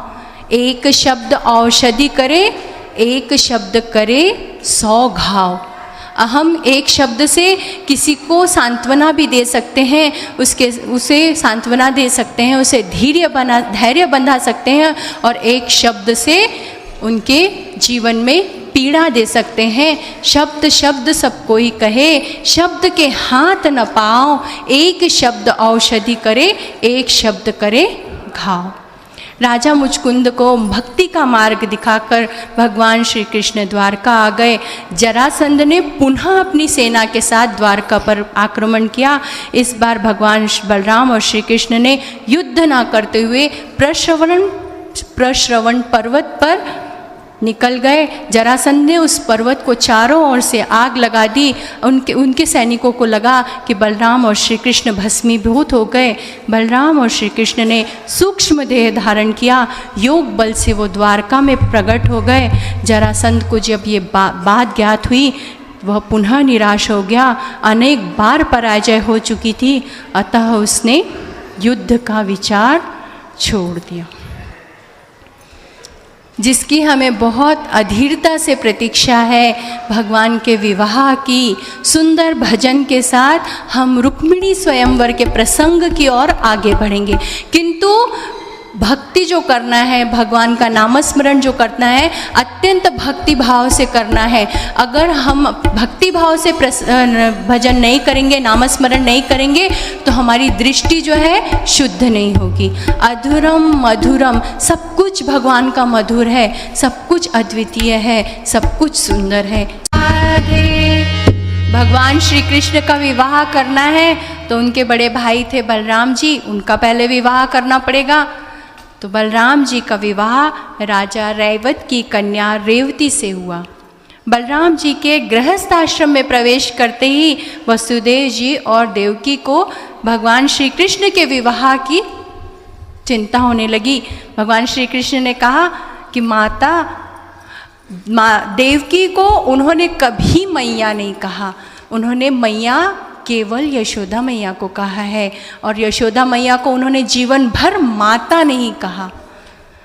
माता केवल वो माता देवकी को कहते थे। देवकी माता से कहा, माता आपकी इच्छा मैं ज़रूर पूर्ण करूँगा, किंतु प्रतीक्षा कीजिए, योग्य जब समय आएगा तब मैं विवाह कर लूँगा। देखिए, जो लक्ष्मी है, जो संपन्नता है, ये केवल पुण्य से प्राप्त होती है, ये मेहनत से प्राप्त नहीं होती। अगर मेहनत से प्राप्त होती तो हर एक मजदूर के पास, जो श्रमिक है, जो दिन भर मजदूरी करता, उसके पास बहुत सारी लक्ष्मी होती। ये ज्ञान से प्राप्त नहीं होती। अगर ज्ञान से, विद्या से लक्ष्मी प्राप्त होती तो हर प्रकांड पंडित के पास, सारे ब्राह्मणों के पास बहुत पैसा होता, बहुत लक्ष्मी होती। लक्ष्मी केवल पुण्य से प्राप्त होती है। भगवान श्री कृष्ण स्वयं नारायण है तो माता लक्ष्मी है, की स्वामी है, लक्ष्मी के स्वामी है। लक्ष्मी समस्त जीव मात्र की माता है। शास्त्रों में लक्ष्मी 3 प्रकार की बताई गई है। सभी बहुत अच्छे से ध्यान से सुने। भागवत का हर शब्द, भागवत का हर विचार हमारे मन को ज्ञान से प्रकाशित करता है। लक्ष्मी 3 प्रकार की होती है। लक्ष्मी, महालक्ष्मी, कुलक्ष्मी। लक्ष्मी यानी नीति और अनीति दोनों से प्राप्त हुआ धन।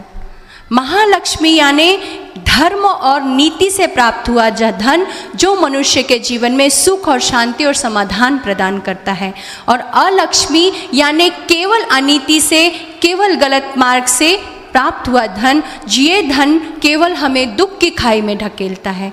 और रुक्मिणी, देवी रुक्मिणी ये स्वयं महालक्ष्मी थी। और जो महालक्ष्मी होती है वो केवल और केवल नारायण को प्राप्त होती है। विदर्भ देश का राजा भीष्मक अमरावती जिले में कौंडिन्यपुर, अमरावती में है ये, यहाँ की थी रुक्मिणी जी। राजा भीष्मक, उन्हें 5 पुत्र थे, एक कन्या थी जिसका नाम था रुक्मिणी। रुक्मिणी का विवाह राजा भीष्मक के ज्येष्ठ पुत्र रुक्मी ने अपने मित्र शिशुपाल के साथ तय कर दिया था। राजा भीष्मक और रानी शुद्धिमती ये दोनों की इच्छा नहीं थी वो शिशुपाल के साथ हमारी पुत्री रुक्मिणी का विवाह हो, किंतु उनके पुत्र रुक्मी ने हट लेकर बैठा था और शिशुपाल उसका प्रिय मित्र था रुक्मी का, इसलिए उन्होंने बताया कि हमें केवल विवाह करना है तो शिशुपाल के साथ करना है। राजा भीष्मक और शुद्धिमती लाचार थे, विवश थे। उनके यहाँ सुदेव नाम का ब्राह्मण रानी शुद्धमती के यहाँ हमेशा आया जाया करता था। विवाह के केवल 2 दिन शेष थे। सारी नगरी नववधू की जैसी सजी हुई थी। रुक्मी ने अनेक राजाओं को, महाराजाओं को विवाह के लिए आमंत्रित किया था, किंतु माता रुक्मिणी अत्यंत दुखी थी। उन्होंने भगवान श्री कृष्ण को मन से अपना पति मान लिया था। उन्होंने सुदेव ब्राह्मण, जो उनके यहाँ हमेशा आया जाया करते थे, उन्हें अपने अंतःपुर में बुलाया और उन्होंने बताया कि मैंने राजा श्री कृष्ण को, द्वारकाधीश को अपना मन से वरण किया है, मैं किसी और से विवाह नहीं कर सकती। मेरा मनोगत मैंने इस पत्र में लिख दिया है। ये पत्र अब स्वयं जाकर भगवान श्री कृष्ण को दे दे, यही मेरी विनती है। फर्स्ट लव लेटर, प्रथम प्रेम पत्र जो देवी रुक्मिणी ने भगवान को, श्री कृष्ण को लिखा है। अब इस पत्र की भाषा, व्याख्या आप ध्यान से सुनिए। कुछ शब्दों में बताती हूँ, लेकिन ये पत्र इतना सुंदर है कि इसका वृतांत बताते 1 घंटा लग जाए। सुदेव ब्राह्मण शीघ्र ही द्वारका पहुँचे। श्री कृष्ण ने उनका स्वागत किया। सुदेव ब्राह्मण ने वो प्रेम भरा पत्र, प्रेम भरा संदेश श्री कृष्ण को दिया और कहा कि देवी रुक्मिणी आपके साथ विवाह करने की इच्छा प्रकट की है। वो दिखने में तो बहुत सुंदरी है, किंतु सद्गुणी है, सुशील है, धार्मिक, सत्वशील और सुपात्र कन्या है। आप उनकी विनती स्वीकार करें। ब्राह्मण ने विदा ली और भगवान श्री कृष्ण ने एकांत में वो पत्र खोला। प्रारंभ कैसे किया है रुक्मिणी ने? यश, श्री, ज्ञान, औदार्य, ऐश्वर्य और माधुर्य, वैराग्य के से संपन्न नाथ, मैं आपको प्रणाम करती हूँ। ये सारे भगवान के गुण हैं। यश, श्री, ज्ञान, वैराग्य, ऐश्वर्य, औदार्य और माधुर्य से संपन्न नाथ, मैं आपका अभिवादन करती हूँ। आप सर्वगुण संपन्न हैं। हमें एक भी गुण प्राप्त हो जाए तो हमें अहंकार हो जाता है। भगवान सर्वगुण संपन्न है। रुक्मिणी ने लिखा, नाथ आप सुंदर तो हैं, आपके सौंदर्य के साथ आपके सद्गुणों की भी मैंने ज्ञानी संतों से चर्चा सुनी है। मैं मन से अपना स्वामी आपको मान चुकी हूँ। मैं अपनी स्वकष्ट से अर्जित संपत्ति लेकर आपके पास आना चाहती हूँ। स्वकष्ट से अर्जित संपत्ति यानी कौन सी? मैंने जो सत्कर्म किए हैं, मैंने जीवन भर तुलसी पूजन किया है, मैंने गौ माता का पूजन किया है, ब्राह्मणों को वंदन किया है, गरीब व्रत किए हैं, गरीबों को दान दिए हैं, अन्नदान, वस्त्रदान, ये मेरी स्व अर्जित संपत्ति है। पुण्यशील पतिव्रता स्त्री का पति कभी जीवन भर दुखी नहीं होता, सुखी समाधानी होता है। मैं कल माँ गौरी का पूजन करने के लिए मंदिर में जा रही हूँ। हल्दी है, गौरी का पूजन पहले मातृ पूजन किया जाता है, माता पूजन किया जाता है विवाह से पूर्व। तो मातृका पूजन के लिए मैं गौरी पूजन के लिए कल जा रही हूँ और मैंने जीवन में केवल और केवल आपको प्राप्त करने का संकल्प किया है। और अगर मुझे आप प्राप्त नहीं हुए तो सहस्त्रों जन्म मैं लूँगी और केवल आप और आपके लिए लूँगी। और आप वहाँ पर आइए, जब मैं गौरी पूजन को जाती हूँ आप वहाँ पर आइए, मेरा पानी ग्रहण कीजिए, अन्यथा मैं प्राण त्याग दूँगी। इतना दृढ़ संकल्प ईश्वर के लिए होगा तब परमात्मा हमारे जीवन में आते हैं। उस असीम प्रेम और सात्विक भाव से मुक्त वो पत्र था, इस संसार का प्रथम प्रेम पत्र जो निष्काम भक्ति से लिखा गया था। श्री कृष्ण प्रसन्न हुए, उन्होंने भी ये सुना कि रुक्मिणी ने कई दिनों से भोजन नहीं किया है, कई दिनों से नींद भी नहीं ली है। देवी रुक्मिणी श्री कृष्ण की आद्य शक्ति है, पूर्ण निस्वार्थ समर्पण ही ईश्वर के समीप ले जाता है। एक रात्रि में सुदेव ब्राह्मण के साथ भगवान श्री कृष्ण का रथ कौंडिन्यपुर में विदर्भ नगरी पर पहुंचा। ब्राह्मण ने आकर शुभ समाचार रुक्मिणी को दिया। इधर शिशुपाल और जरासंध को ये ज्ञात हो गया कि भगवान श्री कृष्ण यहाँ पर आ चुके हैं। पहरा और सशक्त हो गया और देवी रुक्मिणी अपनी सखियों के साथ गौरी पूजन के लिए आई। और वो क्या कहती हैं? चली मैं गिरिजा पूजन को मांगने अपने प्रियवर को। चली मैं गिरिजा पूजन को मांगने अपने प्रियवर को। चली मैं गिरिजा पूजन को मांगने अपने प्रियवर को। चली मैं गिरिजा पूजन को मांगने प्रियवर को। माता रुक्मिणी ने गौरी का पूजन किया, उनकी आरती उतारी और माँ गौरी को पुष्प चढ़ाए और उसके बाद भगवान का आराधन किया, नमस्कार किया और उन्होंने माता गौरी से प्रार्थना की, हाथ जोड़कर प्रार्थना की। सर्वमंगल मांगल्ये शिवे सर्वार्थ साधिके शरण्ये त्र्यंबके गौरी नारायणी नमोस्तुते। जोर से आंधी आई, हवा चली और वो सखियां कहती हैं क्या हुआ, अचानक क्या हुआ, क्या हुआ? उन्हें कुछ भी दिखाई नहीं दे रहा। जोर से आंधी आई और वो कहने लगी भाग गई रुक्मिणी, भाग गई। अरे राजकुमार रुक्मी को खबर करो, रुक्मिणी भाग गई, रुक्मिणी भाग गई। द्वारकाधीश भगवान रुक्मिणी का हरण करके ले गए।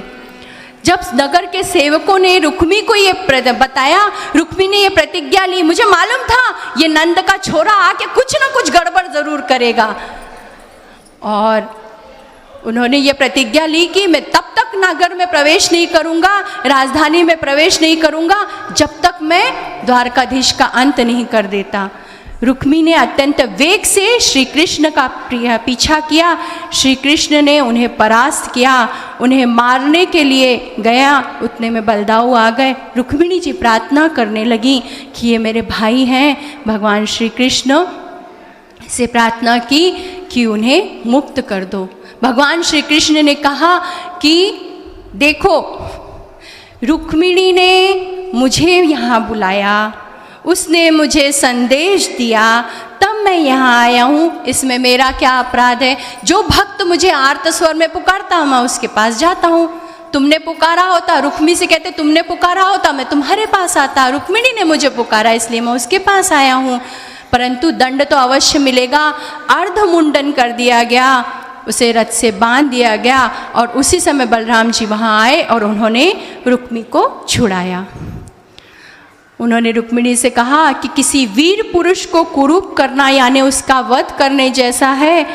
रुक्मी प्रतिज्ञा पूर्ण नहीं कर पाने के वजह से वो राजधानी में नहीं गया। भोजकट नाम की नवीन नगरी बनाई गई और वहाँ वो रहने लगा। अब हमको भगवान के विवाह की तैयारी करनी है। यहाँ पर भगवान के विवाह की तैयारी करनी है। श्री कृष्ण ने उद्धव के साथ संदेश नंद बाबा के यहाँ भिजवाया। उद्धव जी के साथ ये संदेश नंद बाबा के यहाँ भिजवाया। नंद बाबा मैया आएंगी तभी मैं विवाह करूँगा।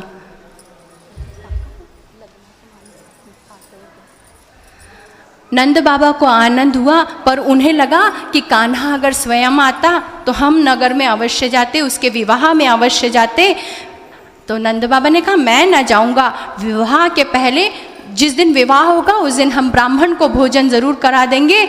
श्री कृष्ण ने नंद बाबा के मन की बात जान ली और वो स्वयं वृंदावन आए। उस समय जब से भगवान श्री कृष्ण गए थे उसके बाद उस समय वो वृंदावन आए और मैया से कहा मैया मेरे साथ द्वारका चल, अन्यथा मैं अविवाहित ही रहूँगा। नंद बाबा, यशोदा, गोपी सारे ब्रजवासी द्वारका आए। श्री कृष्ण और देवी रुक्मिणी का प्रभु का स्मरण कर गोपियाँ भी वहाँ पर आई थी। श्री कृष्ण भगवान का दर्शन कर गोपियों ने वहीं अपने देह का त्याग किया है। भगवान श्री कृष्ण के विवाह से पूर्व गोपियों ने भगवान श्री कृष्ण का दर्शन किया, अपने देह का त्याग किया। गोपियों के पवित्र देह से गोपी चंदन बना है, गोपी सरोवर भी है। राजा भीष्मक, रानी शुद्धमती विवाह में आए। दुर्वासा मुनि के श्राप के कारण विवाह द्वारका में नहीं हुआ है। भगवान श्री कृष्ण और देवी रुक्मिणी का माधवपुर में विवाह हुआ है और ये लक्ष्मी नारायण का मधुर मिलन था। द्वारकाधीश और देवी रुक्मिणी को विवाह मंडप पर लेकर आइए। उनकी सखियाँ, उनके रुक्मिणी जी के पिता सारे जन माधवपुर में आए और माधवपुर में विवाह हुआ है। ब्रह्मदेव ने लग्न मुहूर्त निकाला।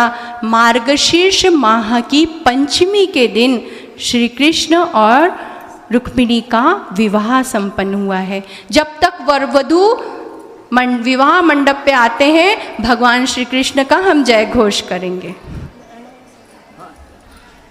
श्री कृष्ण गोविंद हरे मुरारी, हे नाथ नारायण वासुदेव।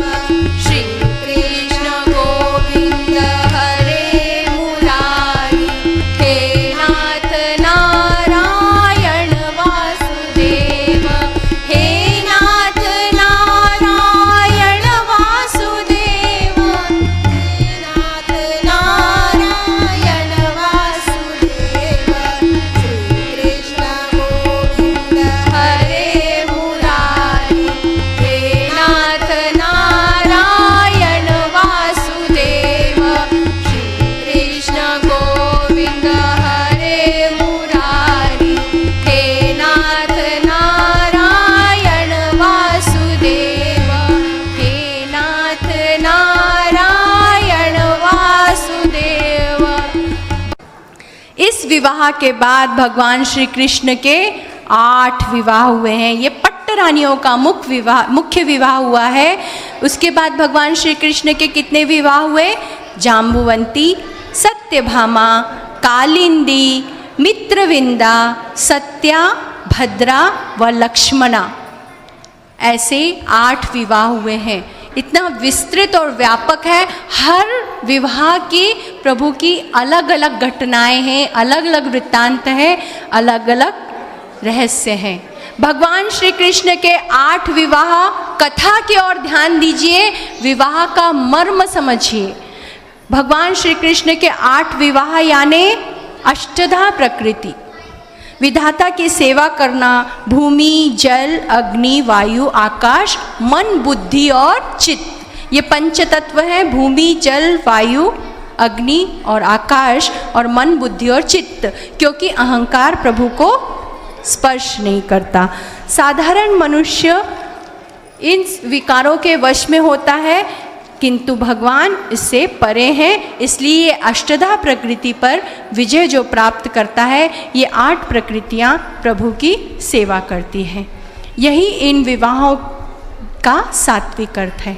इसके अतिरिक्त भगवान श्री कृष्ण के 16,000 स्त्रियों के साथ विवाह हुए हैं। वो कथा इस प्रकार है, भौमासुर नाम का दैत्य 16,000 कन्याओं को बंदी बनाकर उसने रखा था। श्री कृष्ण ने 16,000 कन्याओं को मुक्त कराया, परंतु एक दैत्य के बंदी गृह में रहने के कारण उनके साथ किसी ने विवाह नहीं किया। कोई पुरुष उनके साथ विवाह करने को तैयार नहीं था।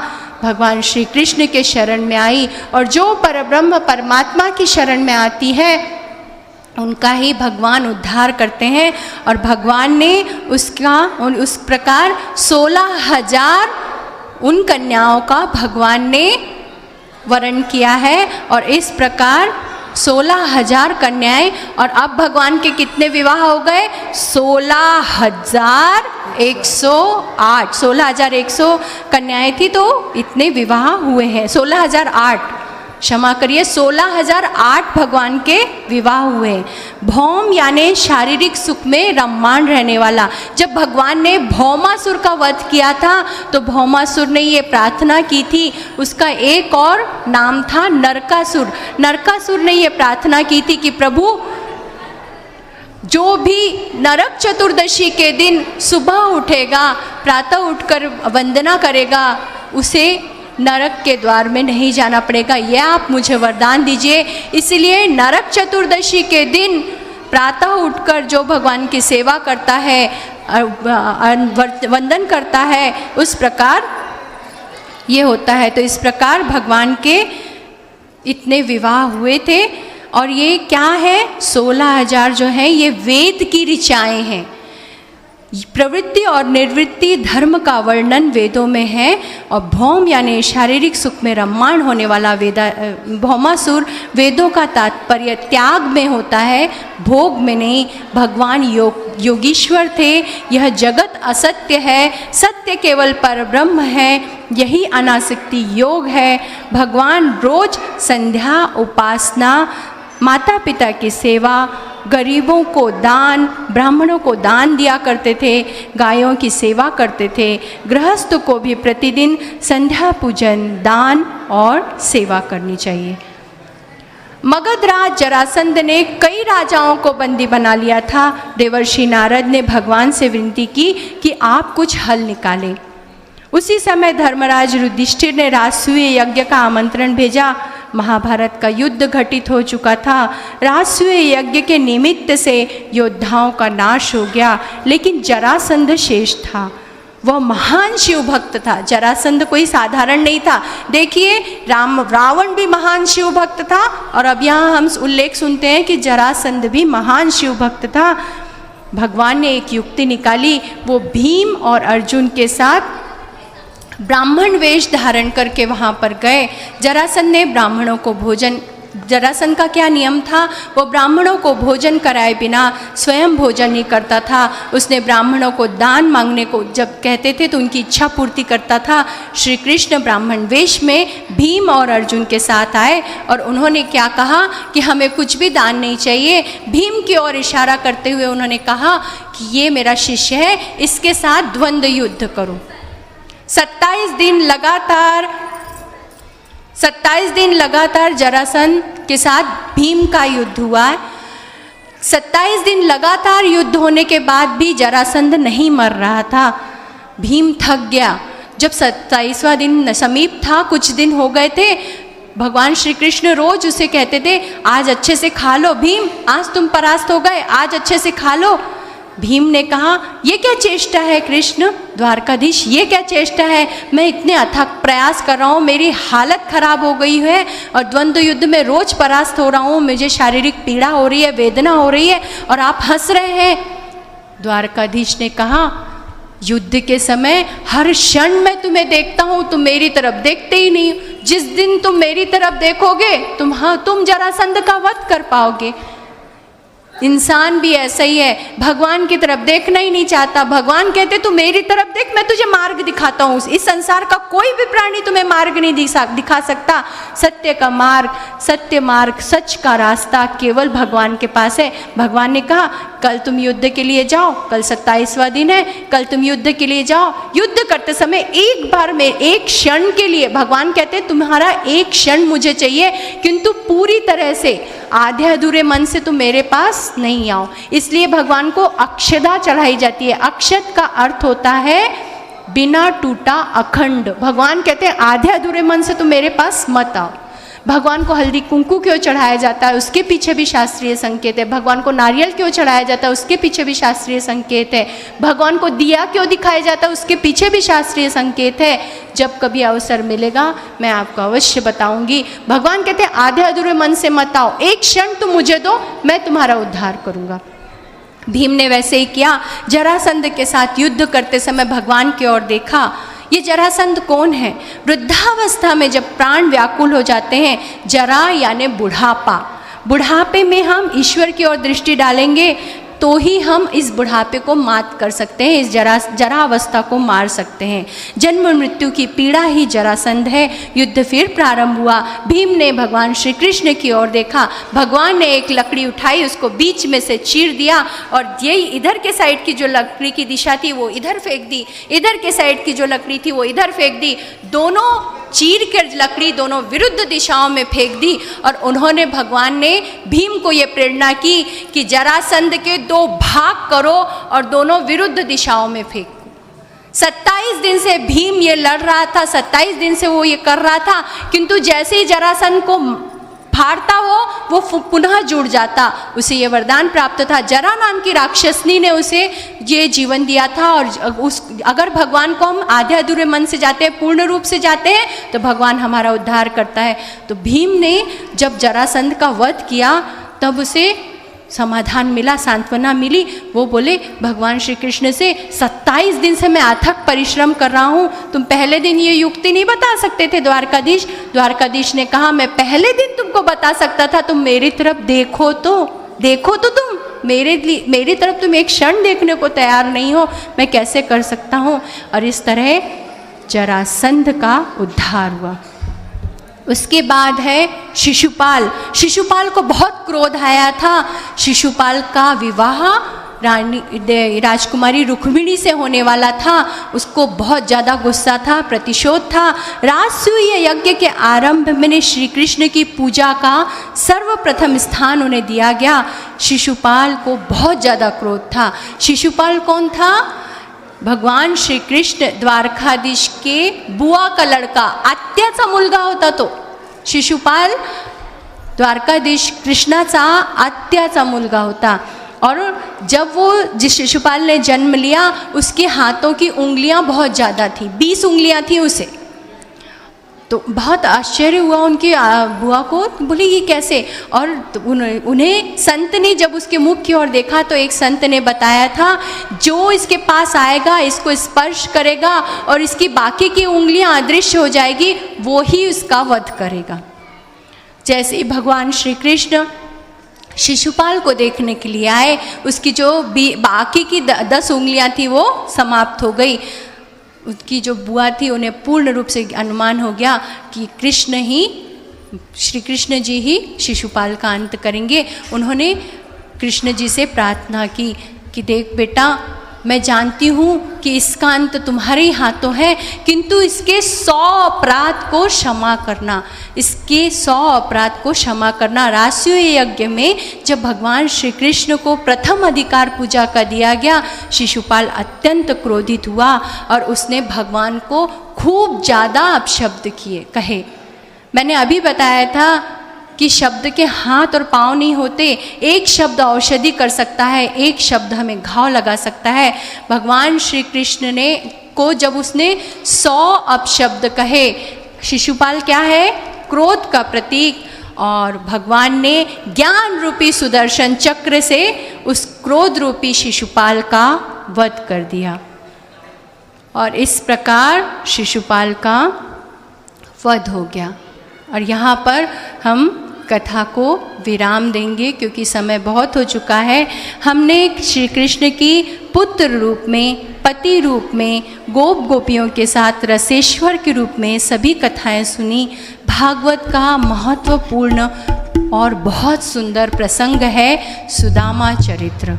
वो चरित्र अगर हम नहीं सुनते तो भागवत की पूर्णता नहीं होती। श्री कृष्ण की भूमिका का यह अद्वितीय प्रसंग जो मुक्ति प्रदान करने वाला है, ये प्रसंग हम 7वें दिन की कथा के शुरुआत में सुनेंगे और सुदामा चरित्र के साथ दशम स्कंद के उत्तरार्ध की पूर्णता होती है। मुझे ये प्रसंग आज ही लेना था किंतु समय की अधिकता के कारण, और अभी हमने आनंद मनाया है, विवाह किया है भगवान का, तो सुदामा चरित्र हम कल सुनेंगे। 7वें दिन की कथा बहुत महत्वपूर्ण होती है। 7वें दिन, 7 दिन के भागवत का फल हमें प्राप्त होता है।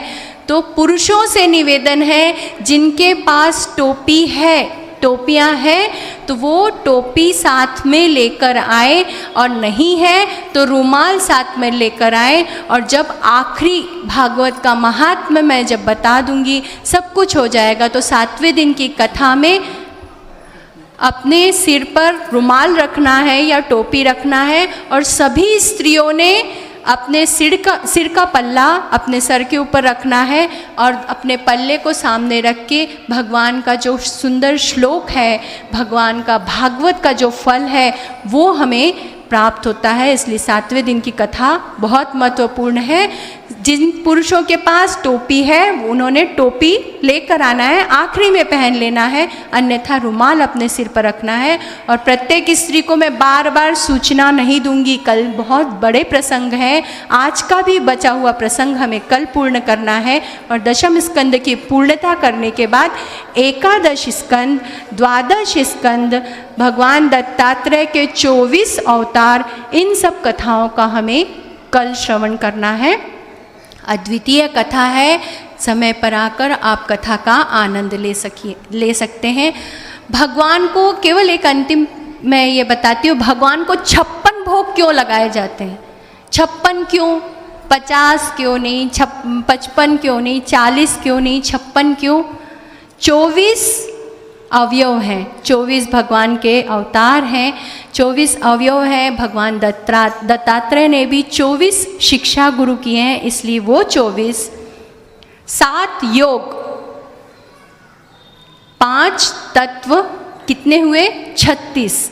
10 दिशाएं, 5 ज्ञानेंद्रियां और 5 कर्मेंद्रियां, इतने मिलाकर 56 होते हैं। तो भगवान को इस तरह के 56 भोग लगाए जाते हैं। 24 अवयव, 5 तत्व, 7 योग, 10 दिशाएं, 5 कर्मेंद्रियां और 5 ज्ञानेंद्रियां, ये सब मिलाकर भगवान कहते हैं कि मैं सभी और व्याप्त हूँ, 10 दिशाओं में व्याप्त हूँ। ये जो शरीर के जो 24 अवयव हैं वो सब मेरे द्वारा निर्माण किए गए हैं। समस्त ये जो 7 योग है ये मेरे द्वारा निर्माण किए गए हैं। तुम्हें जो मैंने 5 कर्मेंद्रियां, 5 ज्ञानेंद्रियां प्रदान की है, उससे तुम मेरी आराधना करो। और इस प्रकार भगवान को 56 भोग लगाए जाते हैं। भगवान कहते हैं कि अगर हम किसी का भला नहीं कर सकते तो हमें किसी का बुरा भी नहीं करना है। हमें किसी को बुरा नहीं कहना, हमको भला नहीं करते बनता तो हमें बुरा नहीं कहना है।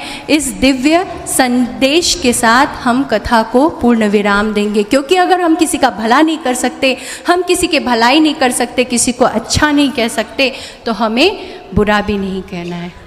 भगवान का ये दिव्य संदेश 10वें स्कंद में है। भगवान कहते हैं, भला किसी का कर ना सको तो बुरा किसी का मत करना, पुष्प नहीं बन सकते हो तुम, कांटे बन कर मत रहना। भला किसी का कर ना सको तो बुरा किसी का मत करना, पुष्प नहीं बन सकते हो तुम, कांटे बन कर मत रहना।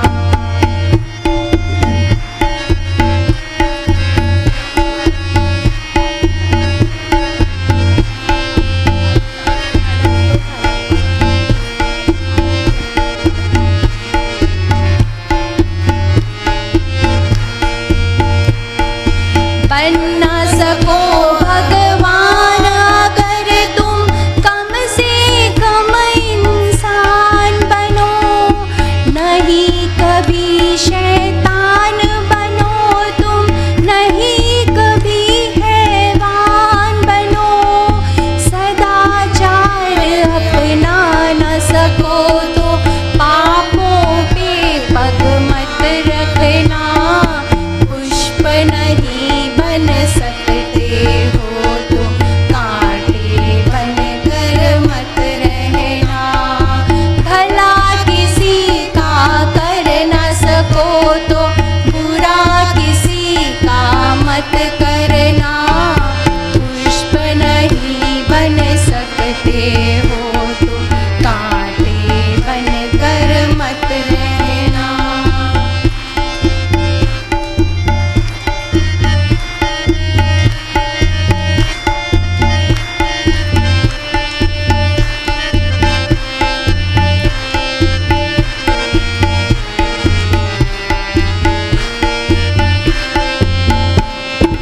सत्य वचन ना बोल सको तो झूठ कभी भी मत बोलो, मौन रहो तो ही अच्छा है, कम से कम विष ना घोलो। बिना तोल के मत बोलो, समझो ना इसको हक अपना, पुष्प नहीं बन सकते हो तो कांटे बन कर मत चलना। भला किसी का कर ना सको तो बुरा किसी का मत करना, पुष्प नहीं बन सकते हो तो कांटे बन कर मत चलना।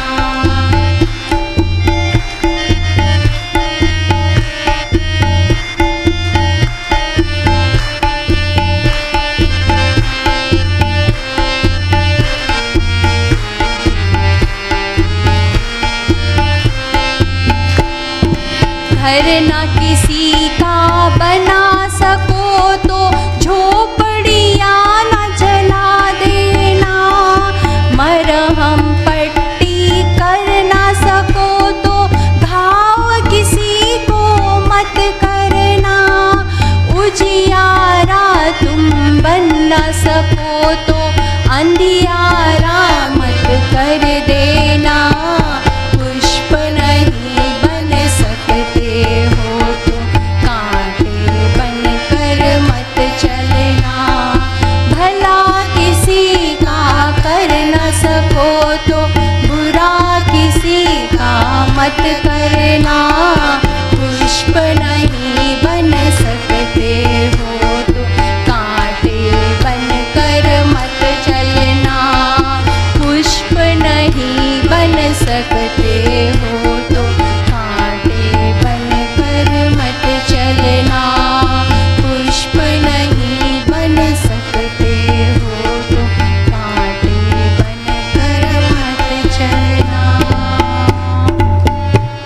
ओम पूर्णमदः पूर्णमिदं पूर्णात् पूर्णमुदच्यते पूर्णस्य पूर्णमादाय पूर्णमेवावशिष्यते।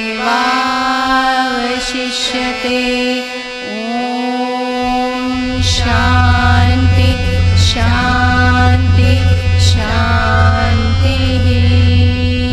ॐ तत्सत्। हरि ओम तत्सत्। हरि ओम तत्सत्। जय जय